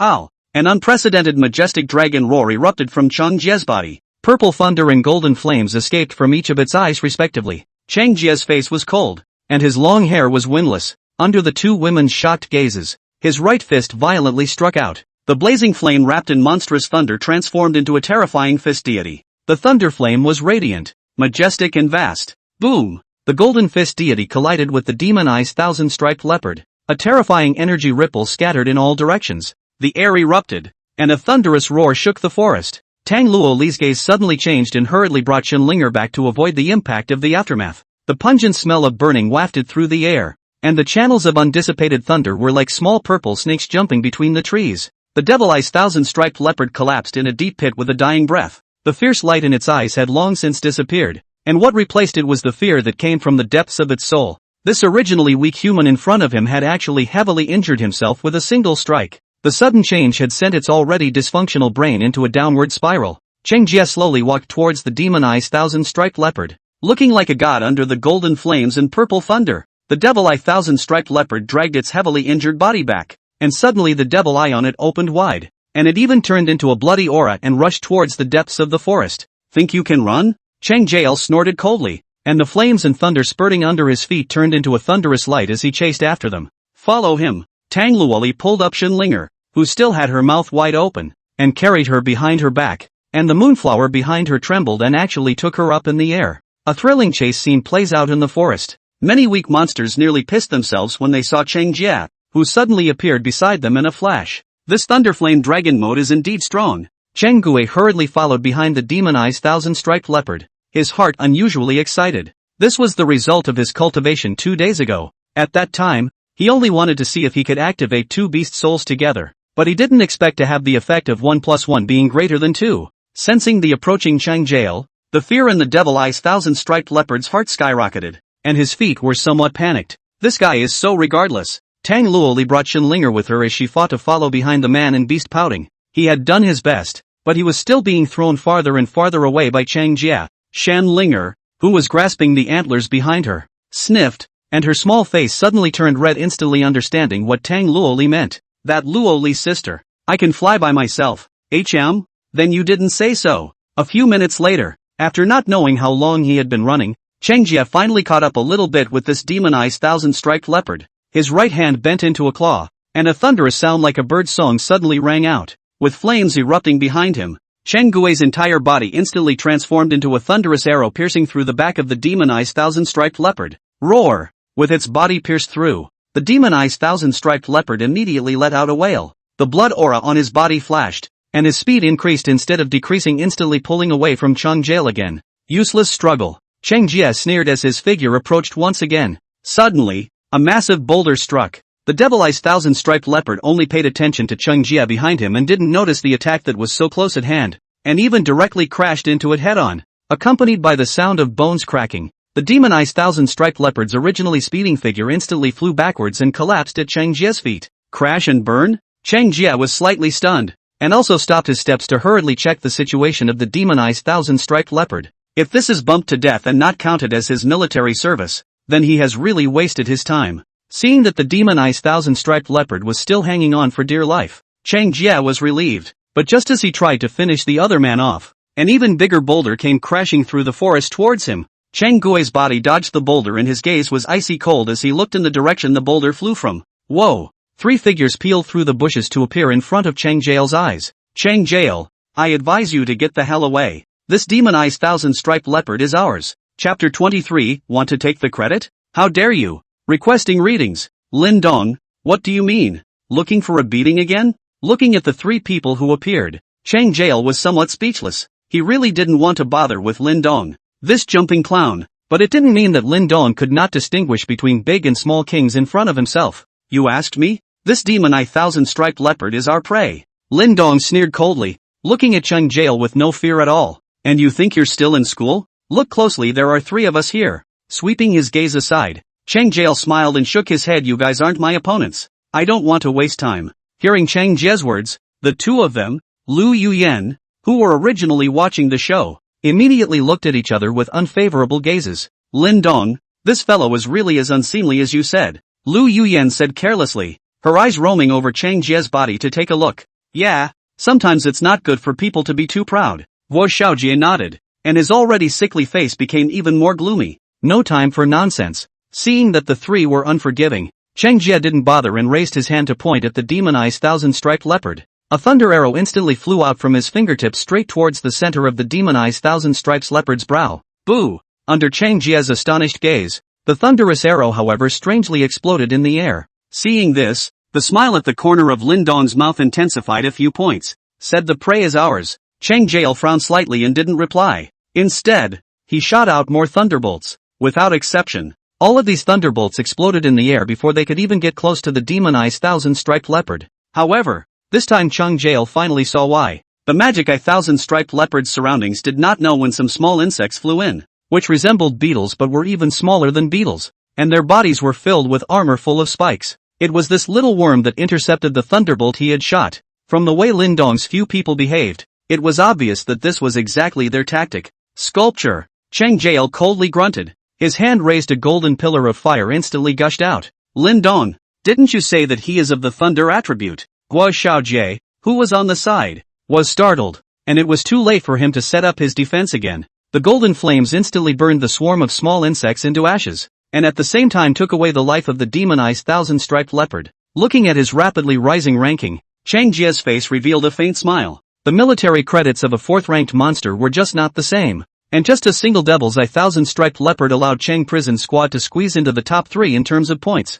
Putting the cell phone away, Cheng Jie turned around and was about to leave, trying to run away after grabbing someone else's prey. Are you? Lu Yuyan's shadowy voice came out as her silhouette flickered to come in front of Cheng Jie to stop him. So what else do you guys want? Cheng Jie frowned slightly and sidestepped out of the way, wanting to go straight through. Seeing this, Lu Yuyan's eyes flashed with a cold aura, and that delicate little hand instantly transformed into a sharp claw stabbing towards Cheng Jie's neck. Get out! Killing intent grew in Chang Gui's eyes, and the massive dragon might instantly enveloped Lu Yuyan. A miserable scream rang out from the depths of her soul. Lu Yuyan's figure lurched as cold sweat seeped from her forehead. Before she could slow down, Cheng Jie's sandbag-sized fist was already close at hand. Boom! Lu Yuyan only felt a massive force hit her face straight on, and a crisp snap sounded at the bridge of her nose. After continuously rolling on the ground for nearly 10 times, Lu Yuyan was able to stabilize herself. 2 streams of blood flowed out of her nostrils, and Lu Yuyan's eyes were filled with anger as she looked at Cheng Jie.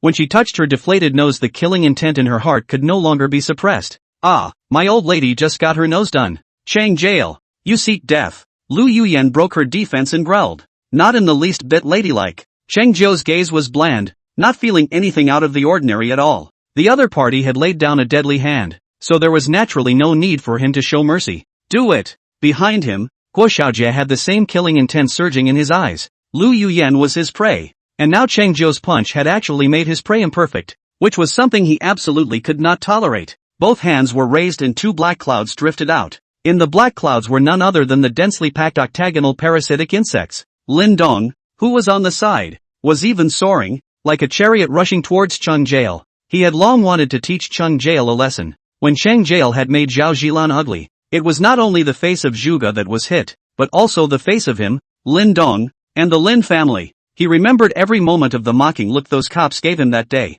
There were even people talking about it when he went to the police station himself, and every time he heard about it his hatred for Cheng Jie went up a few points. Now that he had the opportunity, he naturally wouldn't let it go. Both of you, whoever kills him tonight, I'll be with either of you. Afraid that the duo would not do their best, Lu Yuyan was even willing to use herself as a temptation. Another cup. Hearing Lu Yuyan's words, Cheng Jie's eyes were filled with contempt. You die. Cheng Gui's words once again caused Lu Yuyan to break her defense, instantly transforming into a black shadow to attack and kill towards Cheng Jie. She was a babe at school and had charmed countless men with her knitted brows and smile, and this was clearly her own charm. But in Cheng Jie's mouth it became something so filthy. How could this not make her angry? However, in the face of the trio's killing moves, Cheng Jie merely raised his hand. Purple electricity blazing flame explosion. Endless thunder and flames rushed out from Cheng Jie's body. Thunder flashing and flames spreading, eventually exploding. Boom! Thunder and fire were exchanged, and the entire forest seemed to tremble with them.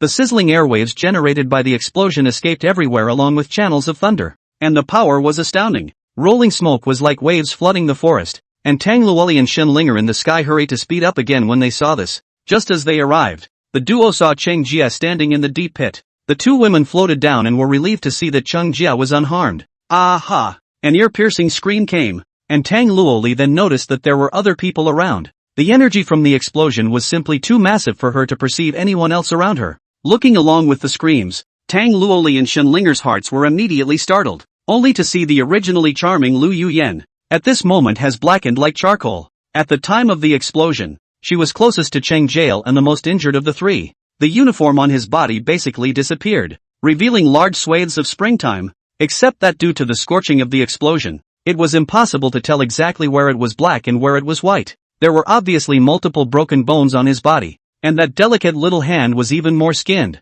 and even a few of his fingers had gone missing. Huh, what's gotten into this? Shenlinger on the side couldn't help but skim her mouth when she saw Lu Yuyan in such a miserable state. Seeing Shenlinger's disdainful gaze, Lu Yuyan was so enraged for a moment that she spat out a mouthful of blood and fainted. Sighing, Shenlinger walked towards Lu Yuyan. Ugh, the three of them but just now wanted to kill me. Aren't you afraid to heal her up and get up to give you a knife? Cheng Jie reminded from the side. There's still this? Shenlinger's eyes widened in realization. All the more reason for me to hurry up and heal her. That way when the wound heals, the broken finger won't connect and you shouldn't be able to knife me. Well, am I smart? Chapter 24, Breaking Through the Third Order. Dragon Martial Unsealing. Requests for follow-up readings. You are indeed clever. Cheng Jie had a complicated gaze. I didn't expect Shenlinger's seemingly harmless little lowly's brain circuits to be so clear. Ahem. A few coughs came from the other side, and the figures of Lin Dong and Guo emerged from the thick smoke. Although the two were not hit head-on by the explosion like Lu Yuyan,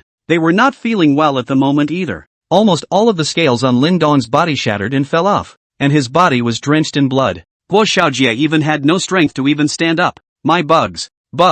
Feeling that all of his octagonal parasite insects had died, Guo lay on the ground and looked at the sky in a mute whisper. Lin Dong slowly stood up while enduring the severe pain, and before he could stand still an iron fist slammed him on the ground once again. The immense force caused Lin Dong's internal organs to tremble and several mouthfuls of blood sprayed out from his mouth. Raising his head, he happened to meet Cheng Jie's icy cold eyes. You're shameless, aren't you? Still looking for trouble? Stomping Lin Dong's head to the ground with one foot, killing intent flowed from Cheng Jie's eyes. Previously, Zhao Jilan's matter himself had not yet had a killing intent towards Lin Dong. At that time, he only thought of him as a green turtle-licking dog. But it turned out that this guy was now stomping on his nose and even tried to get himself killed first. The strength of Cheng Jie's feet gradually became stronger, and a strong sense of suffocation caused Lin Dong to instinctively struggle violently. However, Cheng Jie's leg was like a mountain, and no matter how much force he exerted, he couldn't move a single bit. Tang Luoli on the side had the same indifferent gaze. The two of them had talked about Lin Dong's matter before when Cheng Jie had given her the gossip.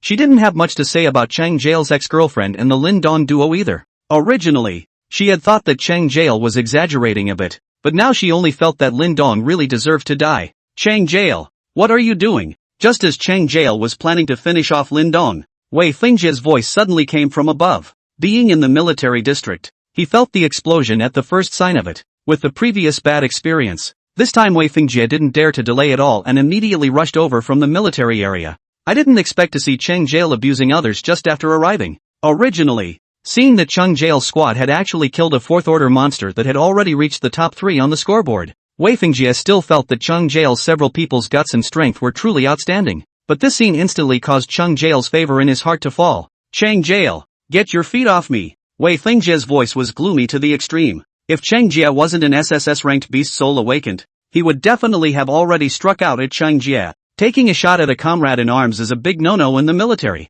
Why? He started it. Cheng Jie did not move, and even increased the strength of his feet by a few points, and Lin Dong struggled even more violently. Wei Fingjie looked at Tang Luoli on the side and saw that the other party nodded, which eased his attitude towards Cheng Jie somewhat. Cheng Jie, I know you may be aggrieved. We'll look into the matter, but the military district has its own rules, so put your feet up first, and if it's really Lin Dong who killed first, then the military district will make sure you're satisfied. Seeing Wei Fingjie reassure himself again and again, Cheng Jie then lifted his foot up. Phew! Feeling the pressure on his head disappear, Lin Dong hurriedly pulled his head out of the soil, breathing in fresh air once again. Lin Dong then hijacked his life and looked at Wei Fingjie on the side. With just one glance, Lin Dong's tears could no longer stop falling. Chief, you've got to do something for me. Lin Dong crawled towards Wei Fingjie with tears in his voice, as if Wei Fingjie was the only one who could protect himself there. This time he was really scared. If Wei Fingjie had not arrived in time, Lin Dong was certain that Cheng Jie would have killed himself without hesitation. Your squad's patrol is disqualified. Come back to the military district with me. Wei Fingjie was unmoved, picking up Lin Dong and pulling up Guo Xiaojie and Lu Yuyan as if they were picking up trash before flying towards the military area. Only after seeing a few people leave did Cheng Jie withdraw his gaze. It's true that the dragon system's beast soul is more powerful. I recognize you. Tang Luoli smiled and walked forward, handing Cheng Jie a wet tissue. Rub it in. It's a dusty fight. Cheng Jie was stunned and took the wet paper towel in Tang Luoli's hand. Hey, are you wiping? Seeing that Cheng Jie didn't take away the wet paper towel but instead pulled her hand, Tang Luoli's beautiful eyes narrowed slightly. Rabah, this is not tired to put your hands to rest for a while. Cheng Jie hemmed and hawed, picking up a paper towel and wiping the dust from his face. Your means of taking advantage is the same as a middle schooler. Shen Linger, who was on the side, said quietly, kids stay out of grown-ups' business. We're the same size. It seemed that the noise of the party's battle was too great to scare away all the surrounding monsters. Cheng Jie's few people didn't earn any coins for the rest of the time. 3 hours later, it was time for the 3 Cheng jailers to change shifts. Back in the dormitory, Cheng Jie first went to take a hot shower. Today was the first time he had used Thunder Inferno Dragon mode, and he didn't expect the power to be surprisingly ideal. Except for some physical exertion, Cheng Jie was very satisfied. After taking a shower, Cheng Jie opened his cell phone and looked at the freshman list, pushed out of the top 3. Looking at the ranking that had slipped to 7th, Cheng Jie had 2 big heads. Originally, he didn't really want to compete for this ranking. After all, the cultivation resources given to him by the Federation were completely sufficient. But upon hearing that the reward for first place was actually the rank of Centurion, he had to take it seriously as well. Looks like we can't transform next time we go out. Cheng Jie sighed and put on his clothes to rush towards the cultivation room. Now that cultivation was just starting out, Cheng Jie knew how valuable the time in the early stages was. A quick step will be followed by a quick step. 2 weeks later, Cheng Jie in the cultivation room slowly opened his eyes, thunder flames flickering from his clear pupils. Finally the 3rd rank. The past 2 weeks had been spent in the training room, in addition to daily patrols. Nowadays, he has become a complete asshole himself in the matter of patrolling. As long as he transformed, the monsters around him would flee without a trace, and there was simply no monster that could face him head-on like the demonized thousand-striped leopard. So all this time it was Tang Luoli who contributed, and he himself just went around every day as if he were an old man walking around. When the mind is quiet, one's productivity becomes faster. These days, Cheng Jie's cultivation speed was soaring. This similarly stimulated Tang Luoli and Shen Linger, and the 3 of them managed to run into each other every day when the cultivation room was closed. Exhaling a mouthful of cloudy air, Cheng Jie stood up with some excitement. With a wave of his hand, a long spear appeared in his hand out of nowhere. The body of the spear was as white as jade. A pure white divine dragon coiled around it, and the tip of the spear at the mouth of the dragon flashed with a sharp and cold aura. Faint purple thunder leapt up from the divine dragon from time to time, connecting to Cheng Jie's arm. Cheng Jie raised his lance, his gaze fixed, aiming at the opposite training dummy. Cheng Jie pulled out a spear flower in his hand and stabbed forward. Tianyin Thunder Gun. A purple thunder dragon roared out from the tip of the gun. Thunder danced wildly and electricity shone brightly. In an instant the training dummy that was strong enough to resist the attacks of the early 5th stage was torn into fragments in the sky. Chapter 25 Late Night Attack. The Terror of the Ghost-Faced Man. Begging for a catch-up read. That fierce? Cheng Jie stared at the broken dummy with wide eyes. He himself had only used the power of the purple heavenly divine dragon, and he was actually able to strike an attack comparable to the 5th rank. With a thought, the lance in his hand disappeared, and in its place was a flaming giant blade. The giant blade was about as tall as Cheng Jie, and the majestic dragon head at the hilt burned with golden flames. Legendary Warblade? Looking at the giant blade in his hand that resembled a weapon from the legendary game he had played before, Cheng Jie guffawed. Gazing towards the other training dummy, the giant blade in Cheng Jie's hand instantly chopped out.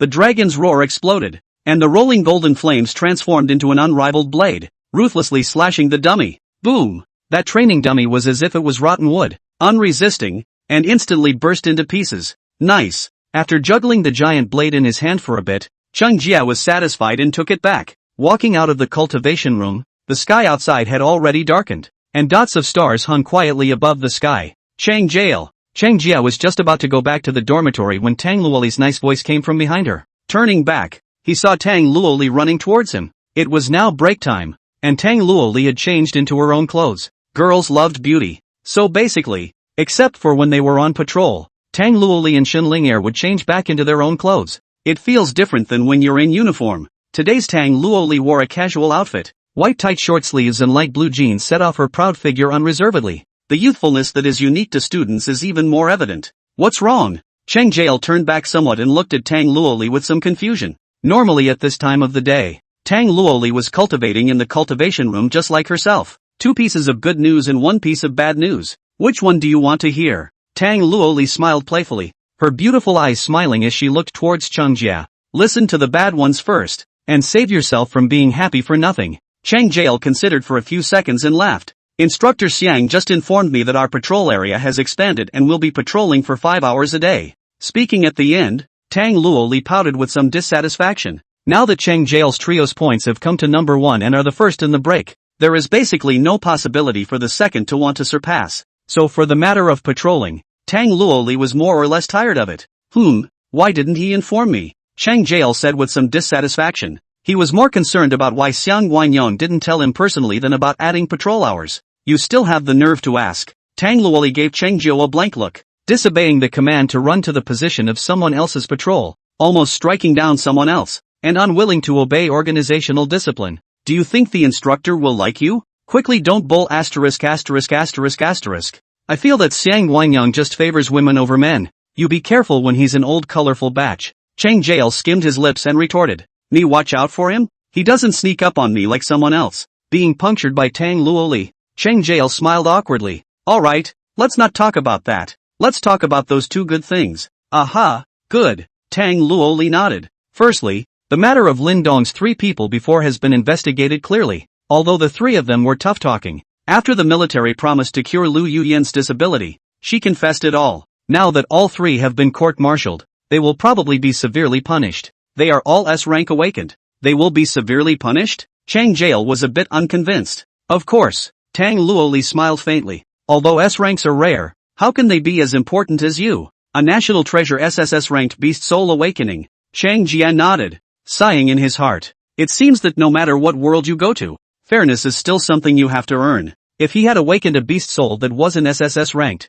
the odds were that he still wouldn't have gotten this result. And the second thing? The second thing? Hey! The smile on Tang Luoli's face grew a bit more intense. I broke through the 4th rank. What the hell? Cheng Jie instantly stared in disbelief. His original good mood that he had just broken through the 3rd rank instantly gone. Why? His own SSS-ranked beast soul was surprisingly not as fast as an SS-ranked beast soul's cultivation. However, after spending these days together, Cheng Jie also discovered Tang Luoli's uncomplicated nature. Whenever she transformed herself, Shen Linger would show some difficulty. Obviously the beast soul was affected by her dragon soul. This kind of difficulty could not be concealed. Even a strong person like Wei Fingjie would frown slightly, but only Tang Luoli, who never showed any discomfort when facing herself, seemed as if her own dragon soul wasn't that intimidating to her. Congratulations. Sighing, Cheng Jie still smiled and gave Tang Luoli a congratulatory greeting. That's it. Ha? Tang Luoli slightly skimmed her mouth, looking slyly at Cheng Jie.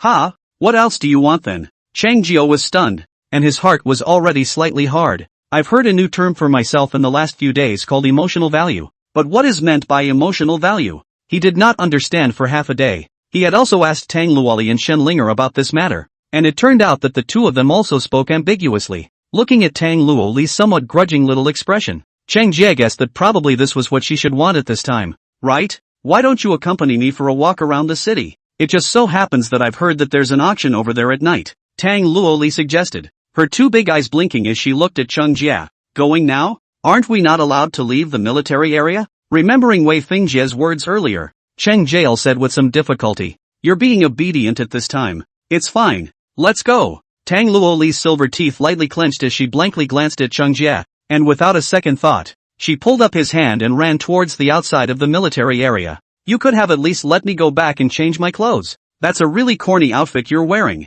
Walking on the road to the city, Tang Luoli looked at Cheng Jie who was wearing all black and spat. No sis. How many times have you spit this one out? Besides, I'm not going with you. Cheng prison heart this gas. Their own at least is a little handsome. How to Tang Luoli this became a bumpkin. Okay, no more. Wait until we get to the city sis will take you to buy a body. Before she could finish her sentence, Cheng Jie suddenly grabbed her shoulders and threw her out towards her back. Nail! Cheng Gui's sudden move startled Tang Luoli, and when she saw that there was an extra flying dagger where she had been her heart was suddenly startled. Come out! Cheng Jie's face was grave as he looked at the vast night ahead and drank. Seeing that no one responded, purple electricity flashed in Cheng Jie's eyes and violently raised his hand to strike a current at a large tree in the distance. Boom! The current stirred and the tree snapped in response. At the same time, a dark shadow leapt up from the tree and landed not far in front of Cheng Jie's duo. The black shadow was wrapped in a black robe, while his face wore a ghastly white ghost mask. Kid, you really do have some ability. Looks like I really didn't misjudge you. The ghost-faced man laughed and clapped. The raspy voice not even audible as male or female. Originally I was wondering how to get you two killed without a word, but I didn't expect you two to even come out on your own. Tell me, how do you want to die? I've got a lot of ways to die here for you to choose from.